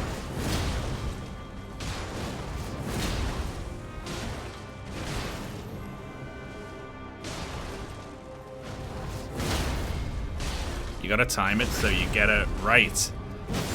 She's coming out of her animation.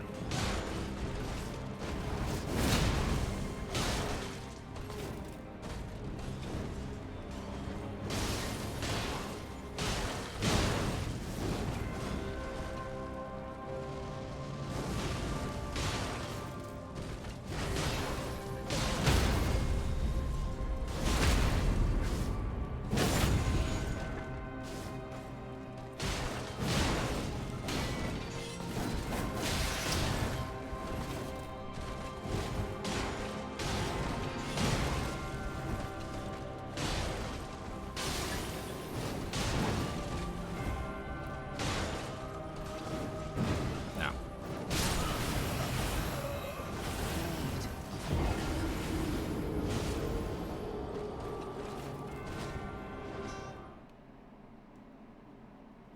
Hello there. Oh no. Stammer. No. How dare you. Thank you, Moonskinned, for the sub. But only the sub.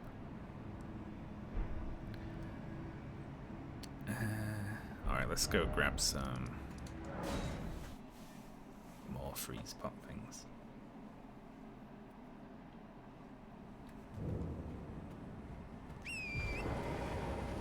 We'll do a couple of loops.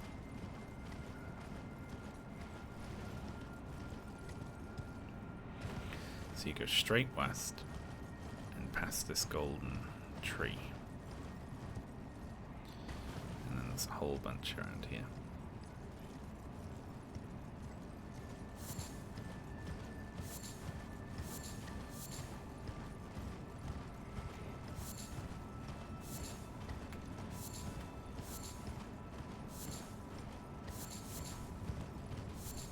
It's nice of them to put so many here.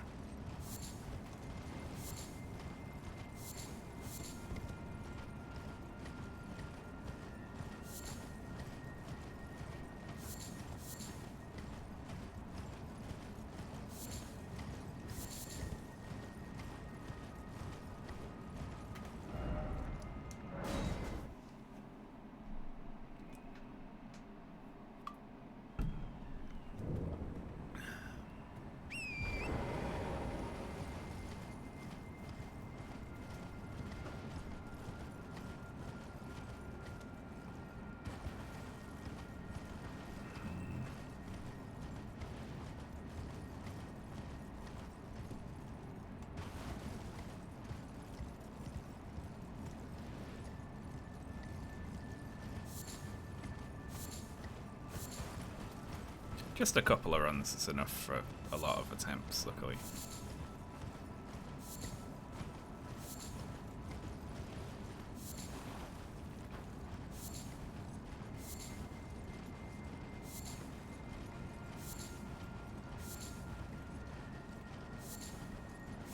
The devs gave him a sword. Oh, that's fun.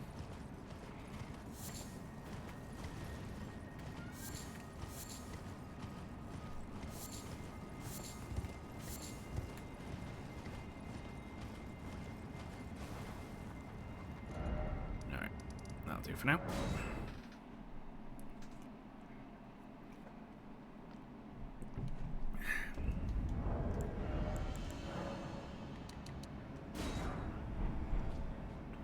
Okay. Here we go again.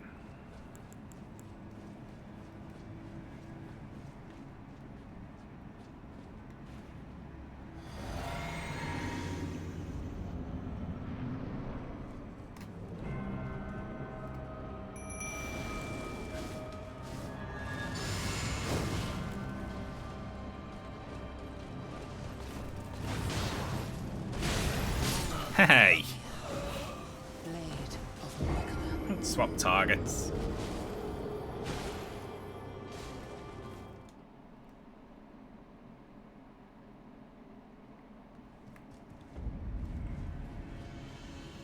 Almost had her. Yeah, that was a close one.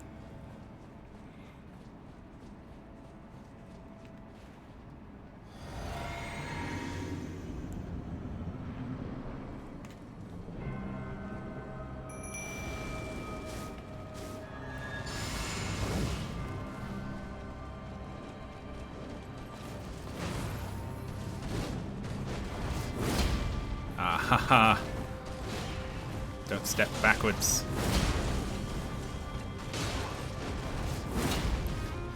That time Tish knocked her backwards. I was jumping, so I did.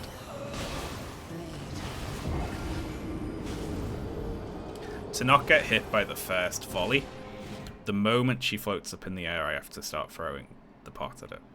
Like, instantly. So I need to be stood still. If I've jumped, or I'm doing a lion's claw, or I'm on the wrong item, or anything like that, it's over.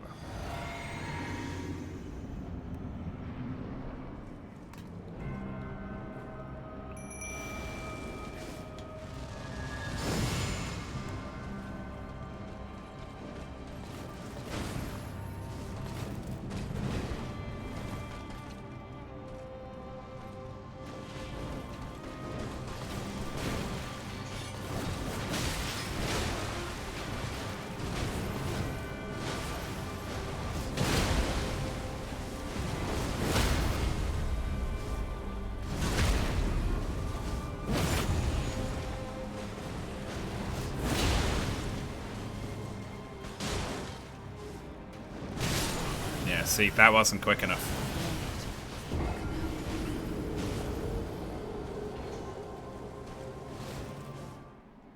What's your backseating and tips policy?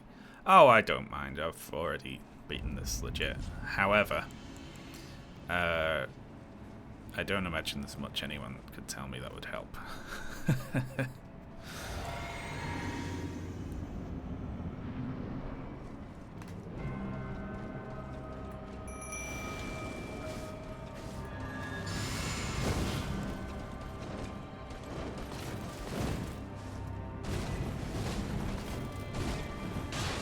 Oh my god. Relentless.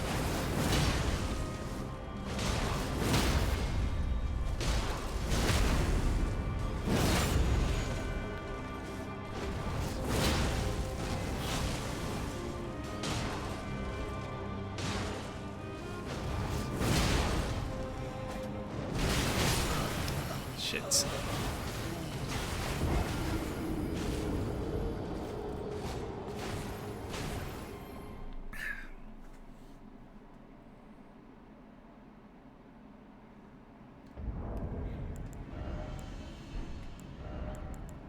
Oh, it actually didn't come out. I thought I threw it. I was hoping I was going to get away with that one because I had my bubble on, but it was not to be.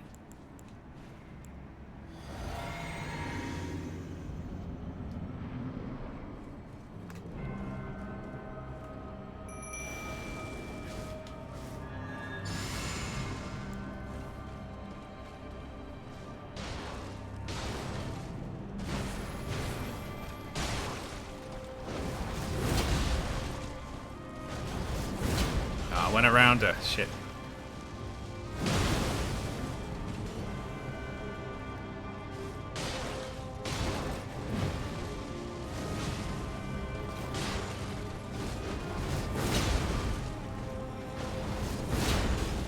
Fuck. Unlucky.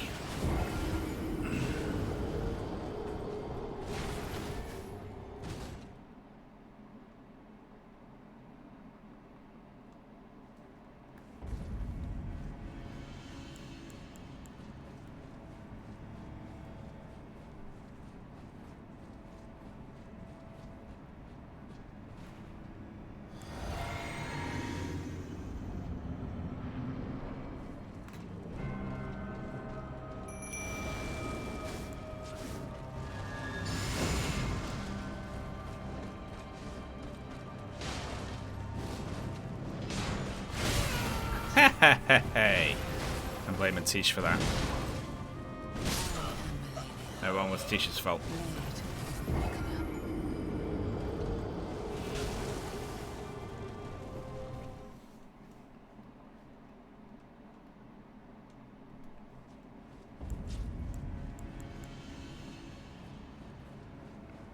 Ice cream really is so good. I can see what they were talking about.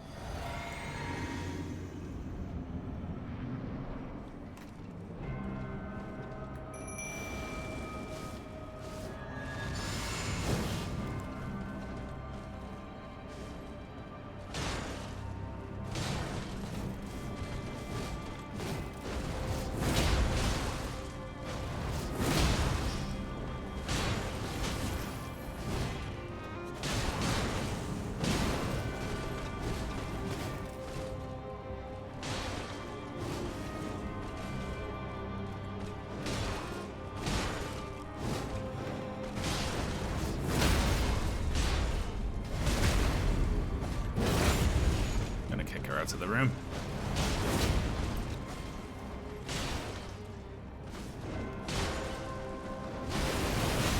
I missed.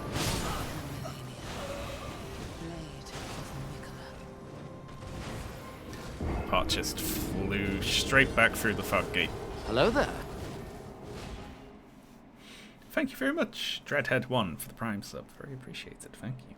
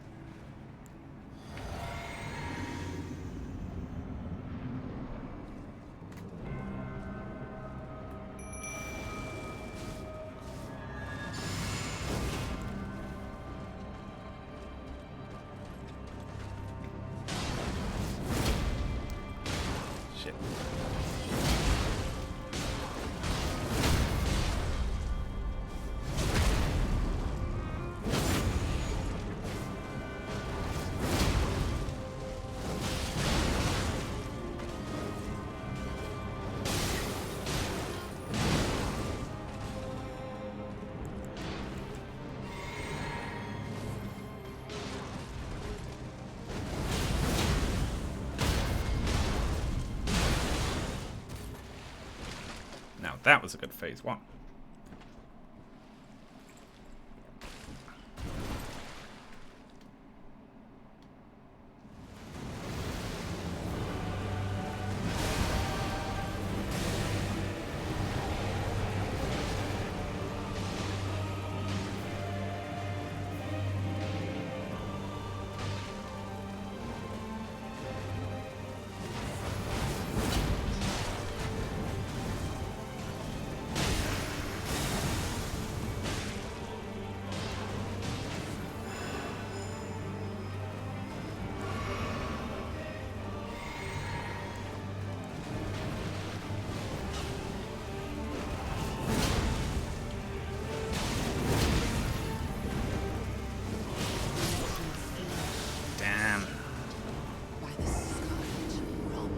That's going to be a problem, because in this phase, she goes up in the air and just falls down on you. Which I'm throwing the pot to interrupt. No.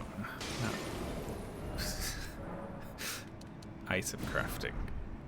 Yes, there we go. But it doesn't work then. Oh, I'm confused. I don't know how to spot when she goes up for that versus the other attack.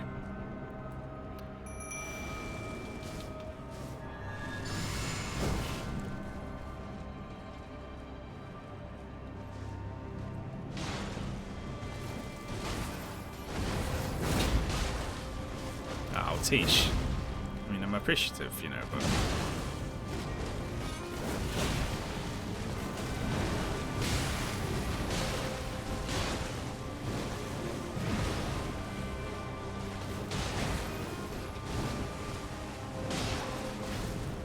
Trying something else.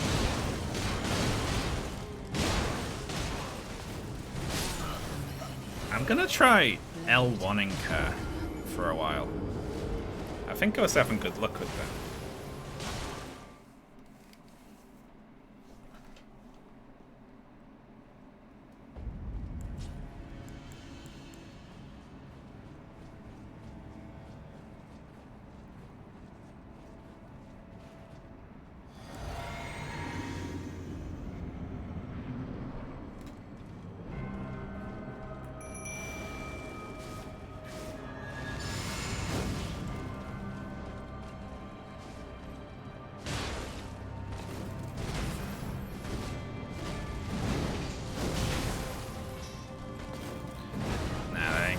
I need to be too close to her.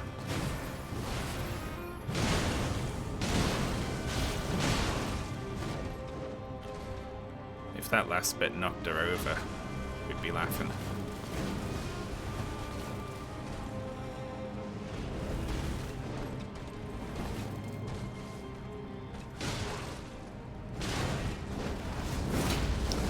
It's when she dances back and then dances back again. It's bullshit.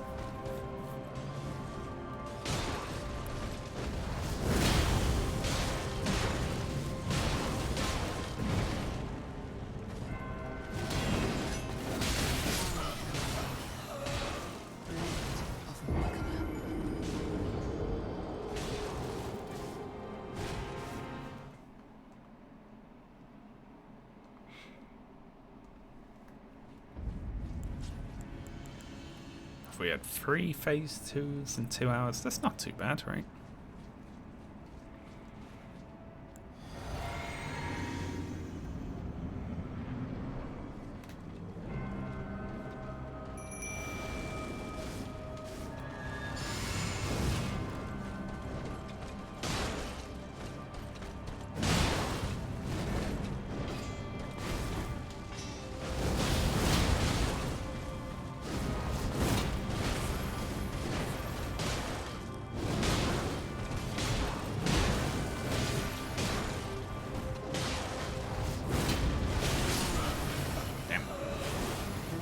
Feeling good there when she went into the corner, but she must have done a poise reset.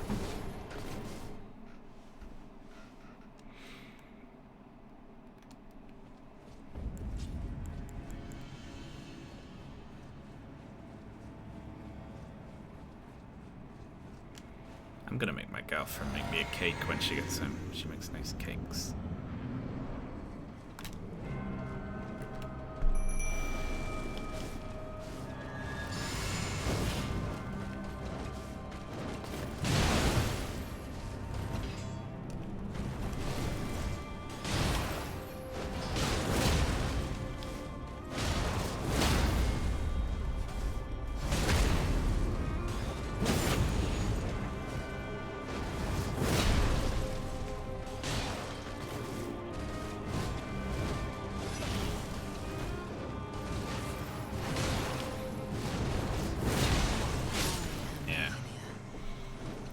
There's no stagger there.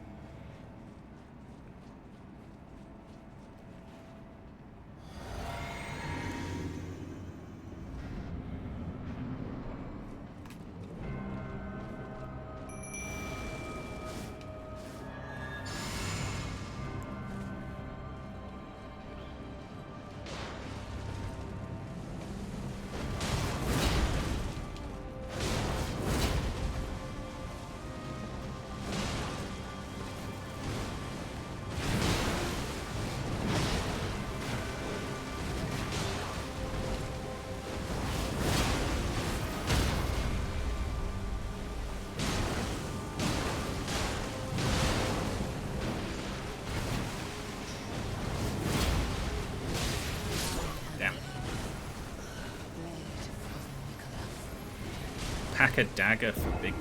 Would the dagger that I'm holding... I mean, it's only level 1, so no, but... Daggers do about 4.4 critical damage. What, so if I pulled the dagger, if I went like that and used that to do the critical, that would be better?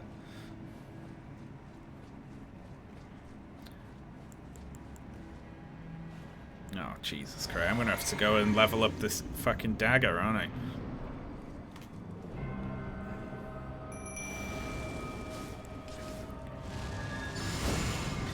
Alright, what would be the best dagger to use? That can also have Sacred Vow put on it.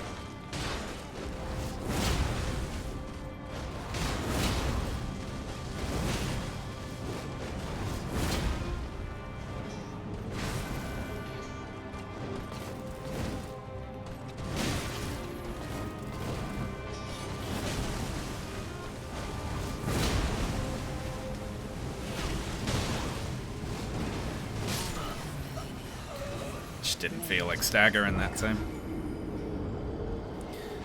She doesn't stay down for long. Yeah, that's true.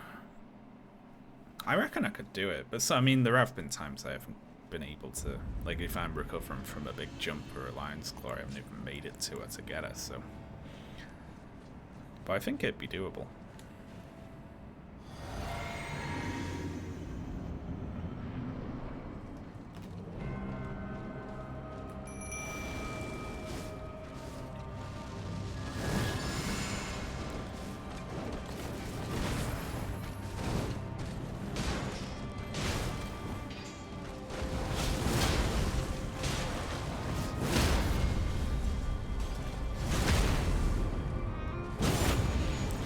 To be honest, though, I do need the damage, don't I?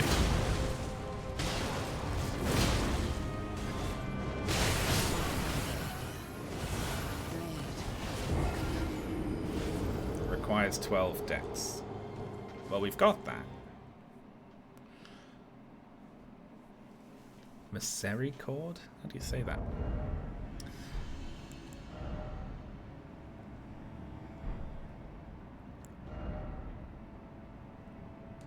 Yeah, okay. We're on a mission. 5 times critical damage is good, right? Alright, where about in Stormvale is it?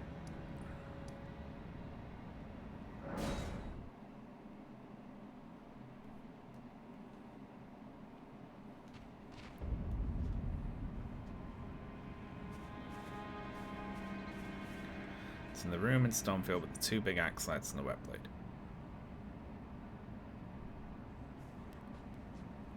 I think I know where that is.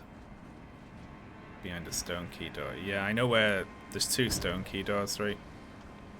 I think one of them's over here. I don't know if this is the one though.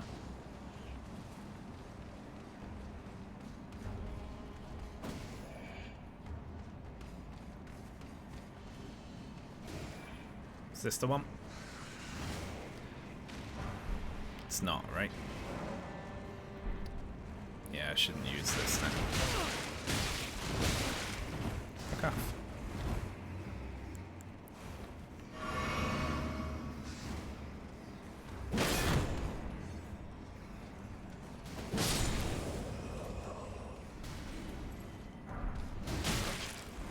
Got some gauntlets.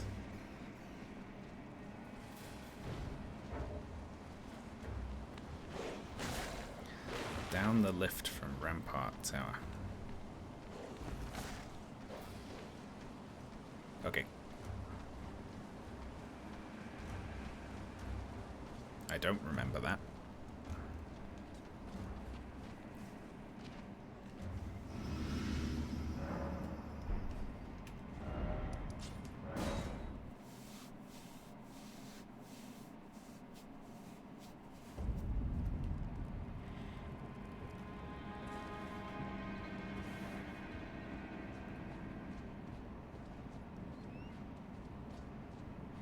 Well, now. How do we get down there, then? The room with the grafted scion. Oh, yeah. Okay, well, there's 2 ways to get there, isn't there? One is past these fucking birds. And down there and through. But I think it's quicker to just run back from the chamber, right?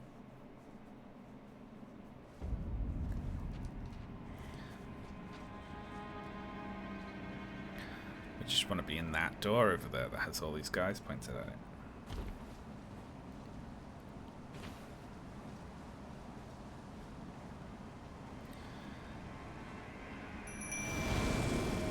Just need some boys of our own.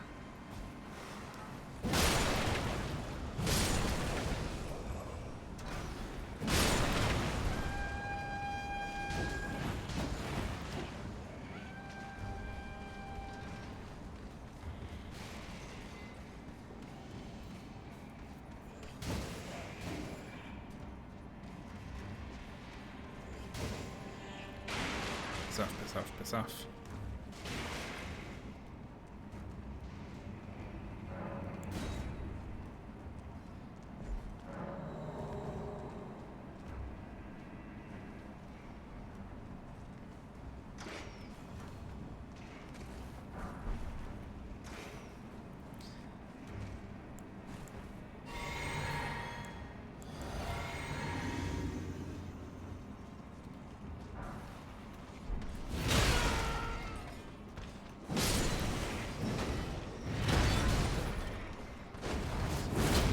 Oh.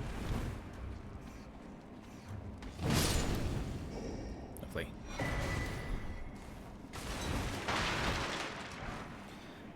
Okay, cool.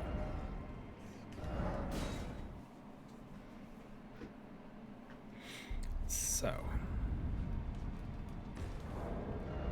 what we want to do is get rid of this sacred dagger, which weighs 1.5. This weighs 2.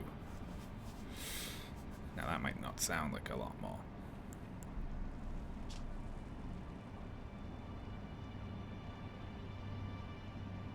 Critical hits, especially potent. Well, that sounds like what we need, isn't it? Except now we need to find...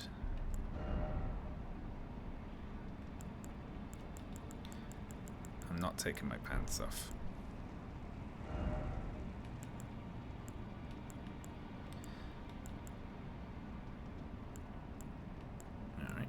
Going down to even lighter hand wraps then. Okay, so we go Ashes of War for this thing, and then we give it this to make it sacred. So it can still buff us. And now we need to level this thing all the way up, don't we?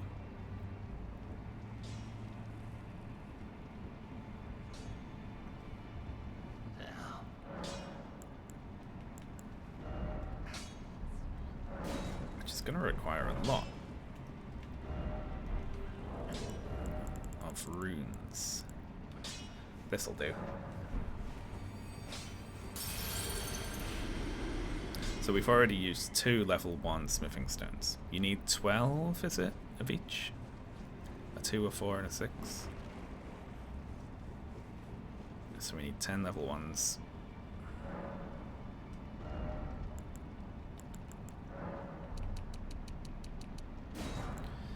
And we've got the 2s, 3s, we need 2 4s, 5s, 10 6s.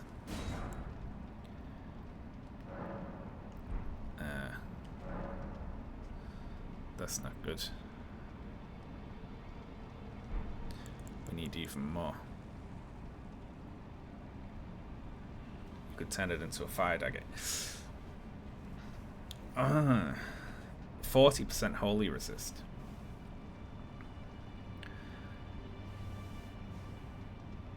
Yeah, I'll have to change the sacred. I still want it to have the buff, but I'll turn it into a fire dagger.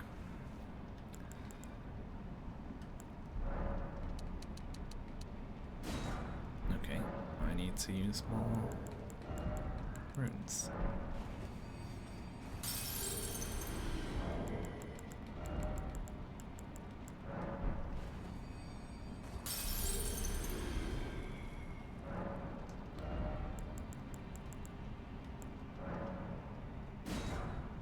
Okay, and then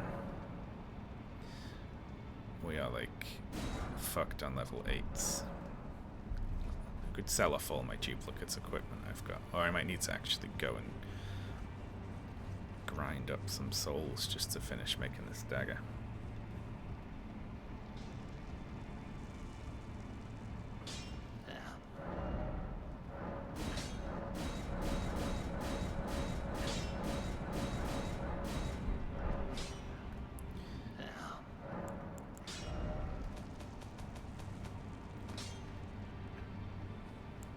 I don't like using boss souls, even in this run. Oh my god, look at this.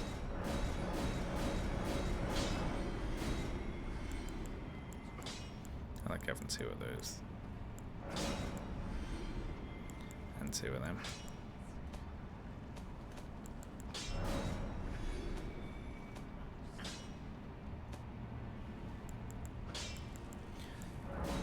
All this cool equipment we've got.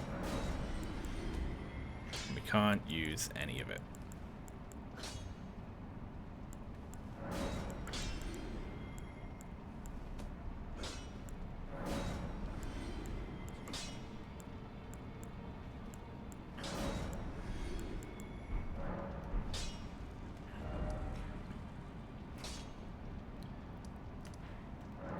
It's time to go here and bash some dudes.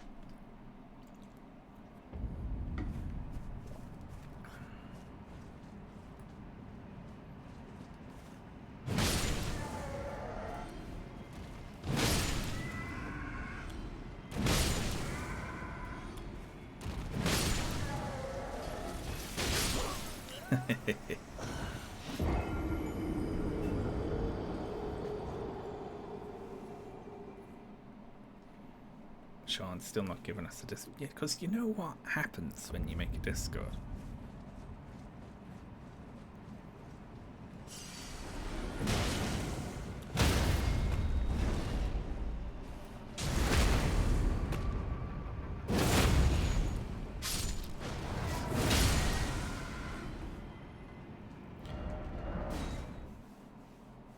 Will be nice, I promise.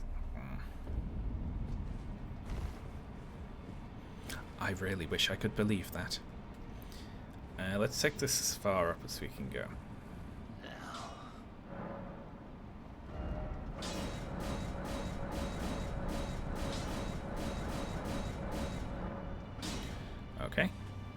So we need what?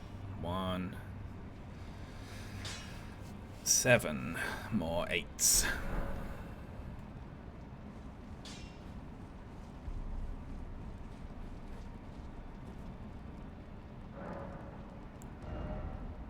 Nope, not level up. Imagine if I accidentally leveled up now. The whole run would be fucked, wouldn't it? So, this... Oh, we can't put fire on it, apparently. So we want to make it not sacred. Just standard then, right?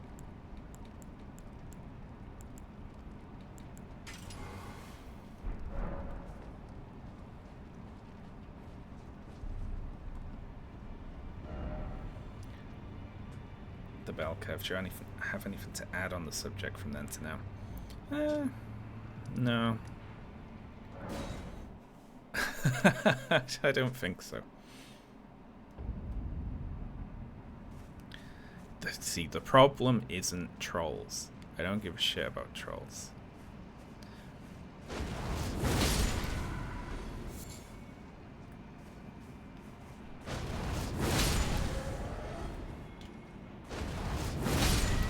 The problem is interpersonal drama.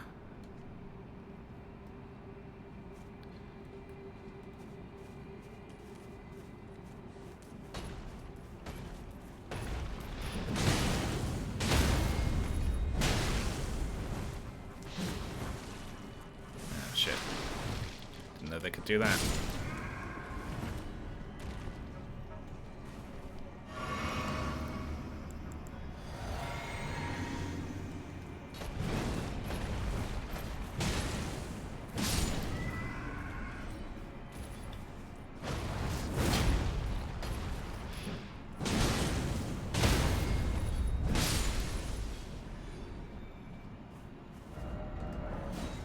See how much I need actually.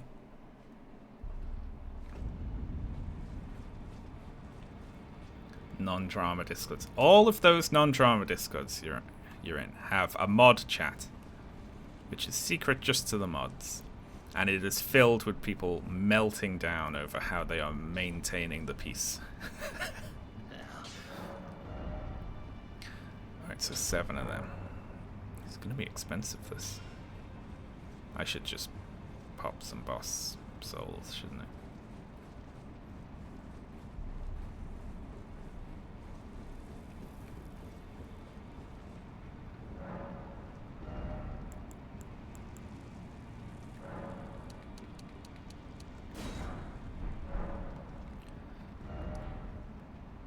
We only need 2 more. We'll just kill some more little dudes.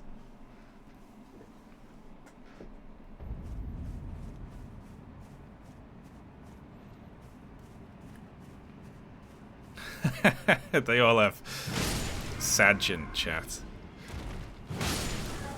People are like, what are we gonna do about Sergeant?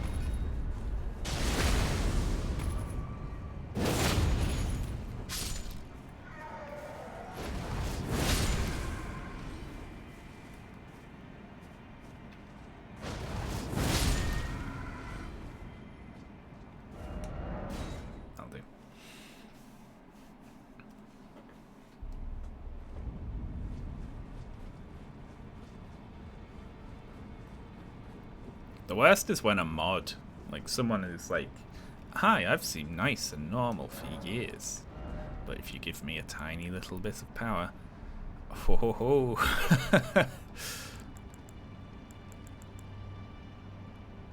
many do I need? I should go check first.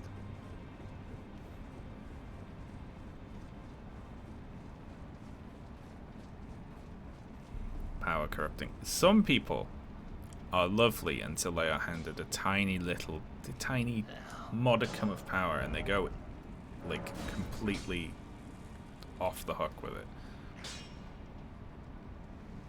2 more. And we're good.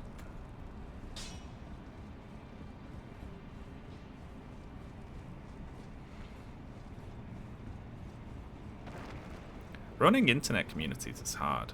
Even like little ones, especially little ones sometimes.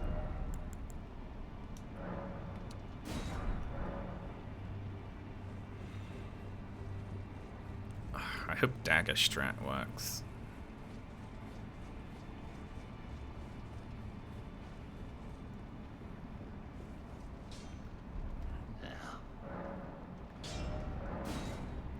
We do not have an ancient dragon smithing stone, but you know what?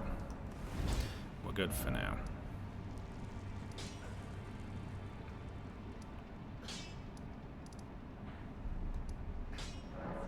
Not the inner wall. There we go.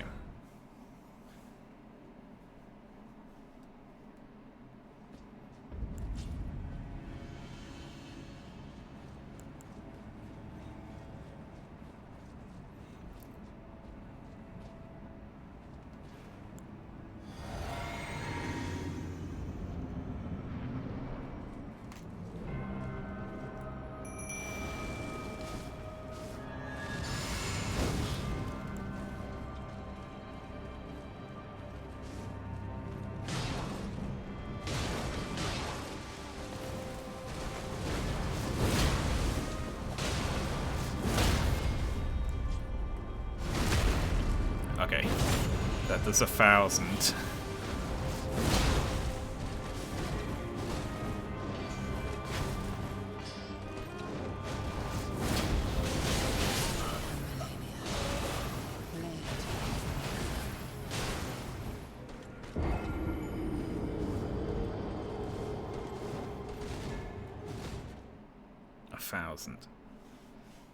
Compared to the hammer doing what? That's what I'm gonna... I'll try and just stun her and see what the hammer does this time. To see if it's worth swapping.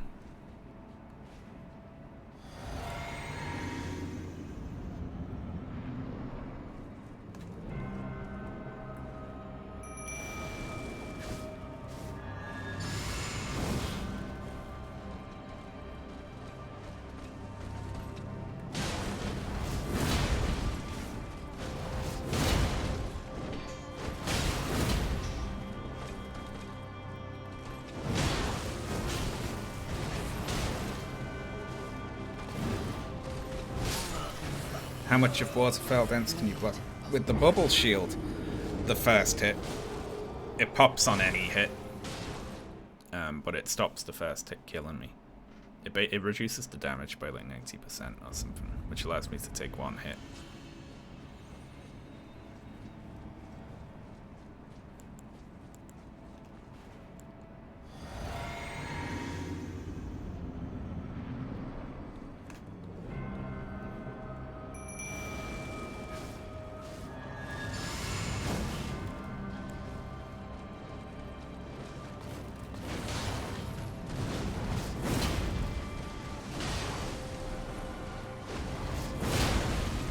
Down. Oh, I can't tell. I can't tell how much it did because of the...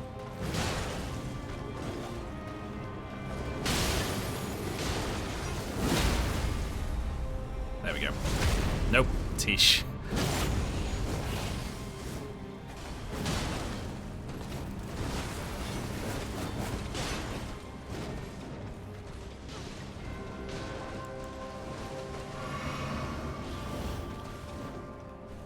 Oh, shit.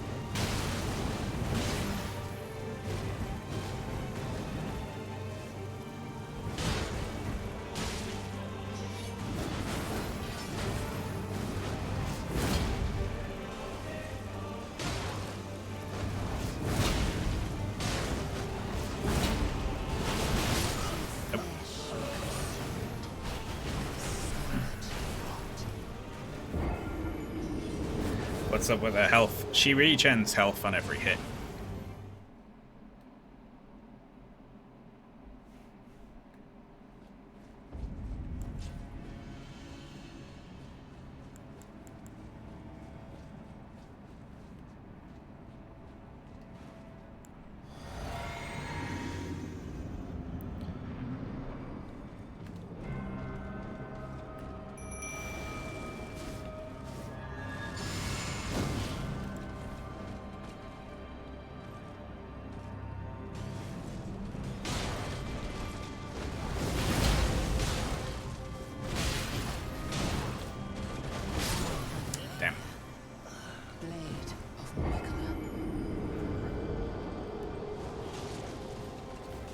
With an actual shield, will you block all the damage? With a level 25 super heavy great shield and talismans to match, yeah, probably. But she would completely refill her health bar off me. You could stand up to that even at level 1. The great shields are incredible for blocking damage, but she is specifically built to prevent you from doing that. That fight would just go on forever.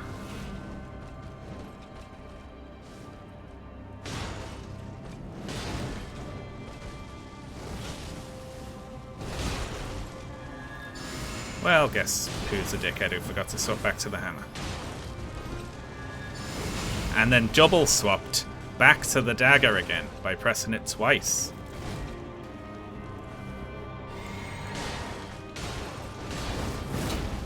I swear I'll help out at some point, Tish.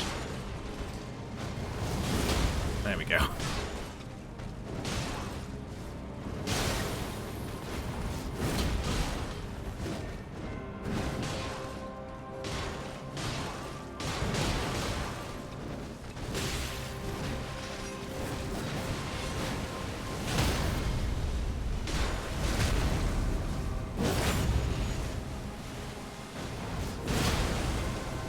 Just gotta go for it.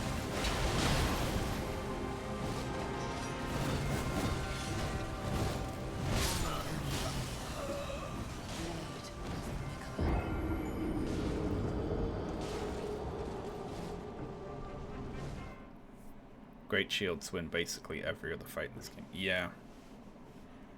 Like, if you just go super heavy armor, super heavy poise, get a spear behind a great shield, you can stand there and just take anything.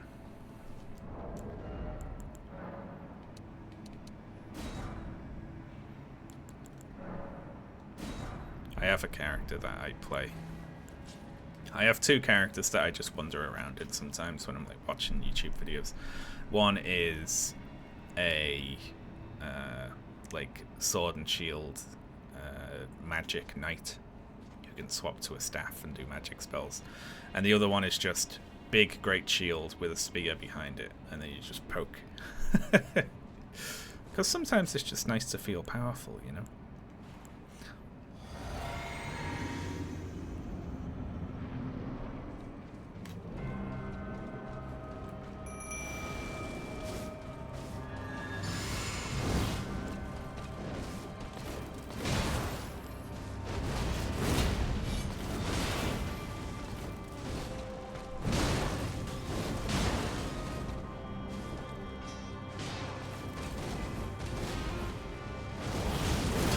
Stop moving out the way.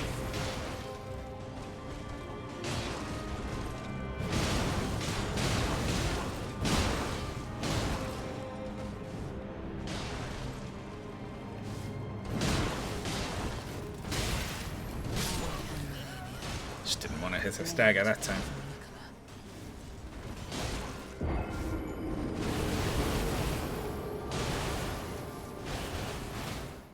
The reason you always enter the boss room from the right side of the fog. Let me see. I'm not sure. What is it that I do?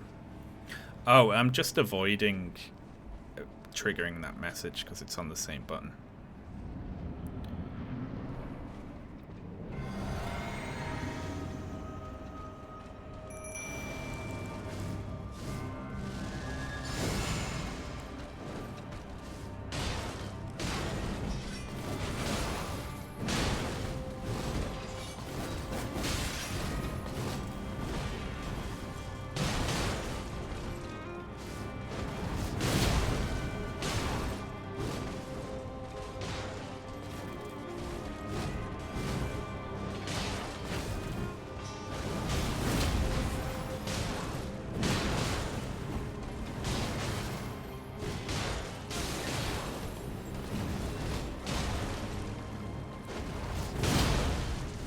Shit. One of the other times she went up, where it was just I jump up in the air and fall down, attack instead of the waterfowl. Wait.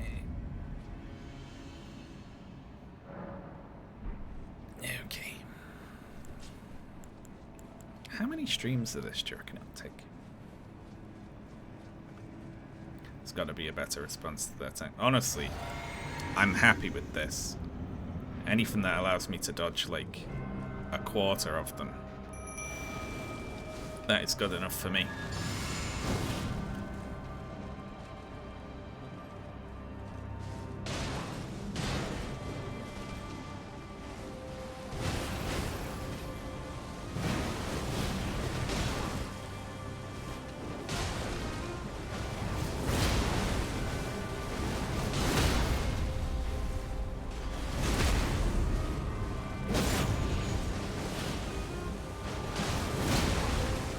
I think the hammer does more.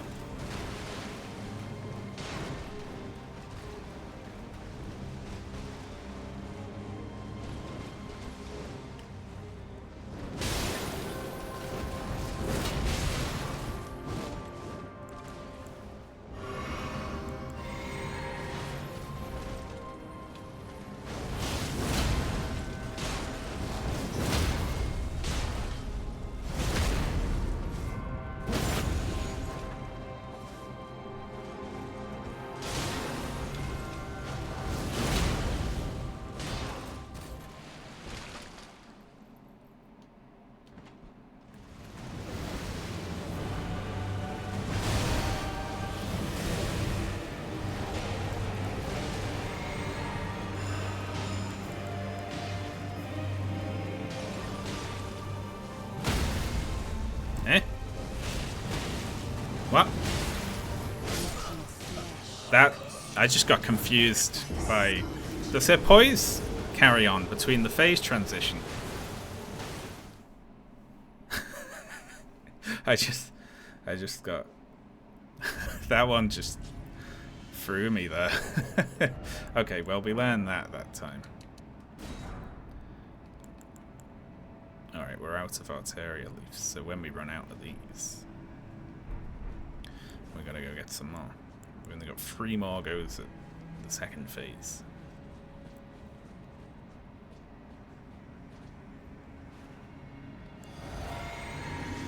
Yeah, if it did like twice as much damage, it'd be worth swapping, but otherwise it's not worth it, it looks like.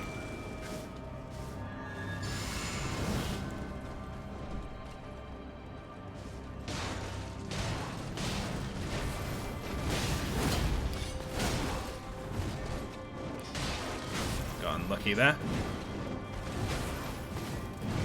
Stop moving around.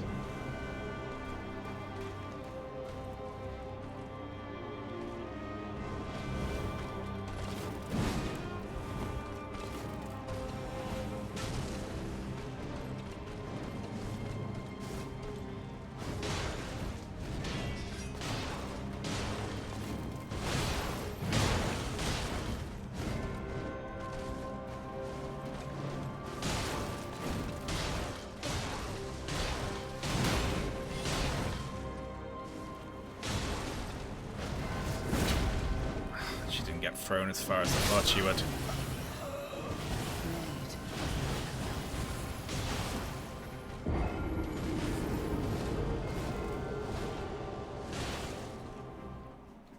My problem in the second phase has been not spotting when the waterfowl dance is about to come out. And also when she throws butterflies at you or whatever. I don't know what that is.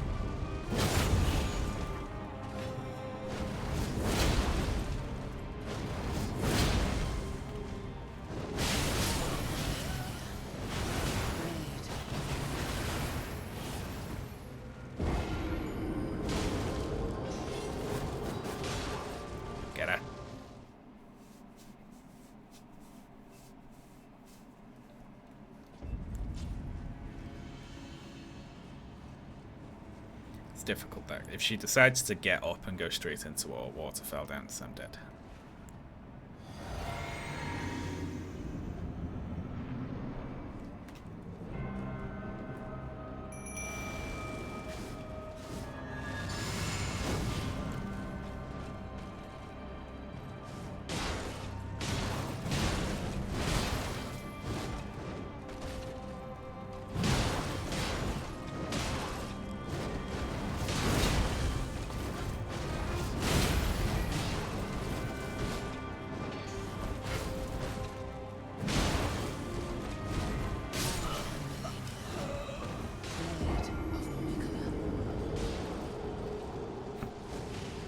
When she gets knocked over after saying it.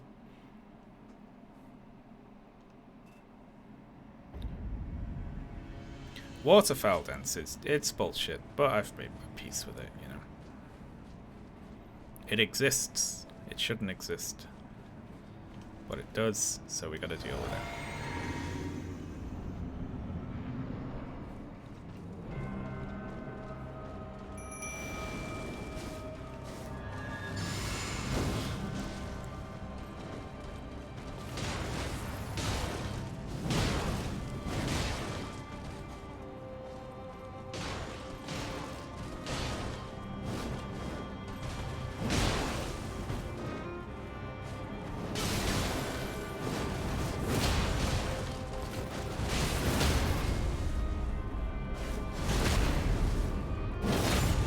Yeah, it does about the same damage after all.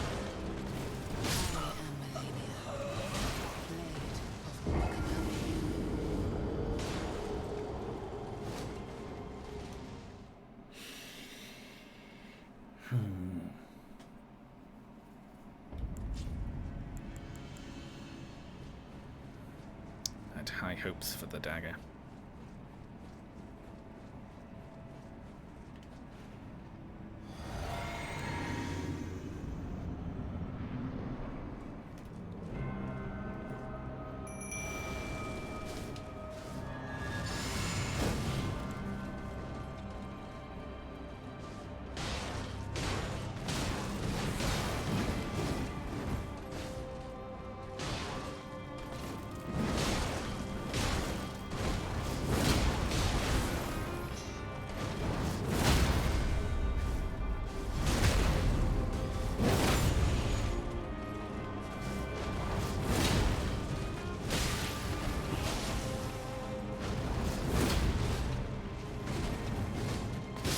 Oof.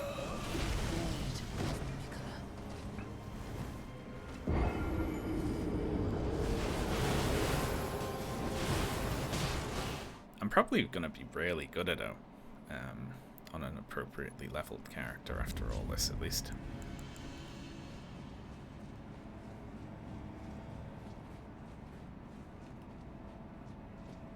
The damage doesn't seem to be consistent. Which damage?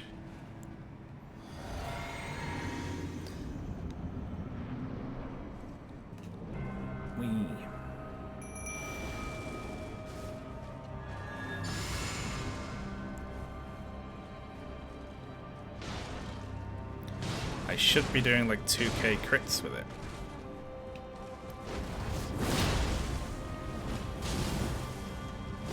Should we try again?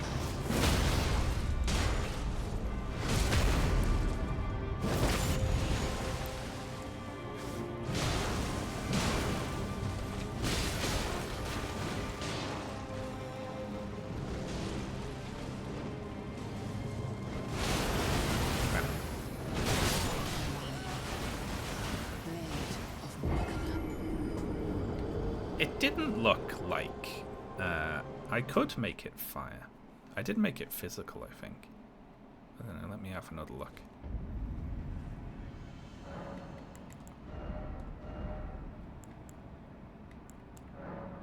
Yeah, look, I can only make it standard, heavy, keen, quality.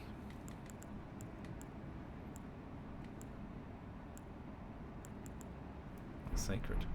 Can you not have a fire dagger?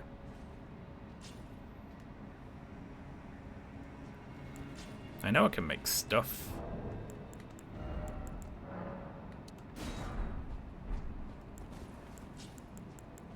because I made the hammers fire, didn't I?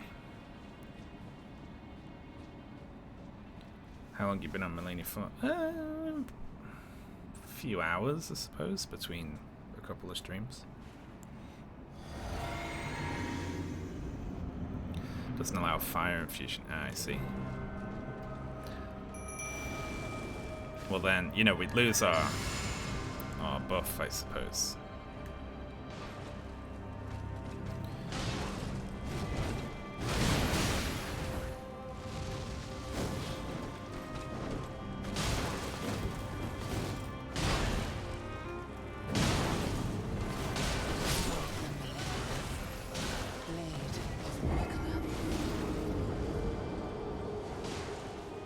I mean, it's not going to be that much different, though, is it, really? It's not like it's a game changer, really. It's just an extra couple of percent. Look at that person's build.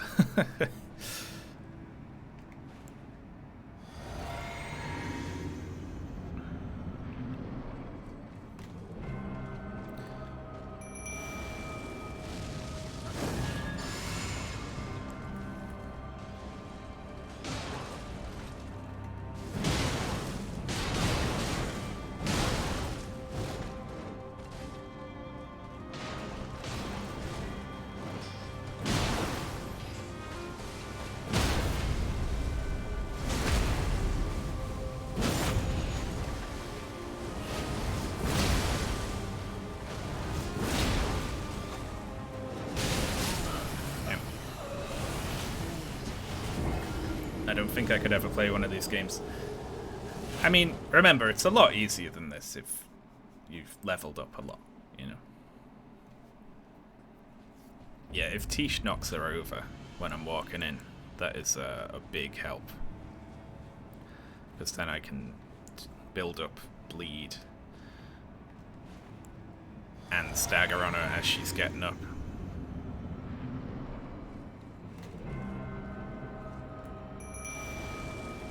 Yeah, if you're willing to grind, Elden Ring's easy, you know.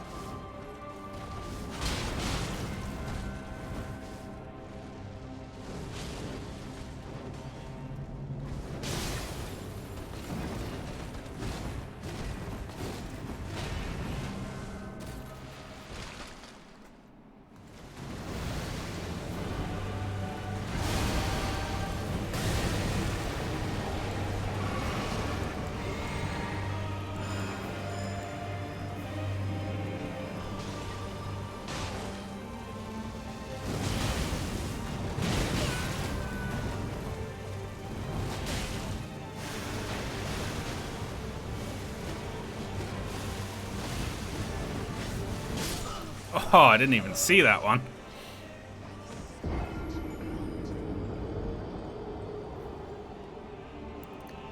I was like tracking all of them with hyper gamer vision, and then one just came out of my blind spot entirely.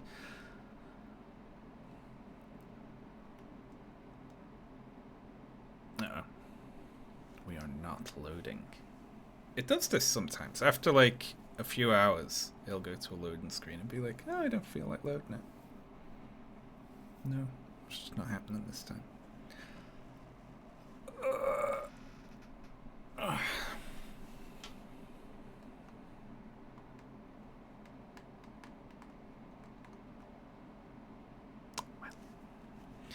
think we've crashed there. Which I'm going to take, because we're coming up on 3 hours anyway, as an excuse to end the stream. But I will try more of that next time. We're getting there. We're very slowly getting there. I am going to rage feel. I'm going to say thanks a lot for tuning in, folks. Thanks for all the support, as always. I'll be back on Wednesday at the regular time, unless I choose to do something tomorrow. But honestly, I want to do more off-schedule streams, but I'm just sleeping so awfully at the moment. I need to fix my sleeping pattern before I can do that. Anyway, thanks, folks. I'll see you next time. Bye.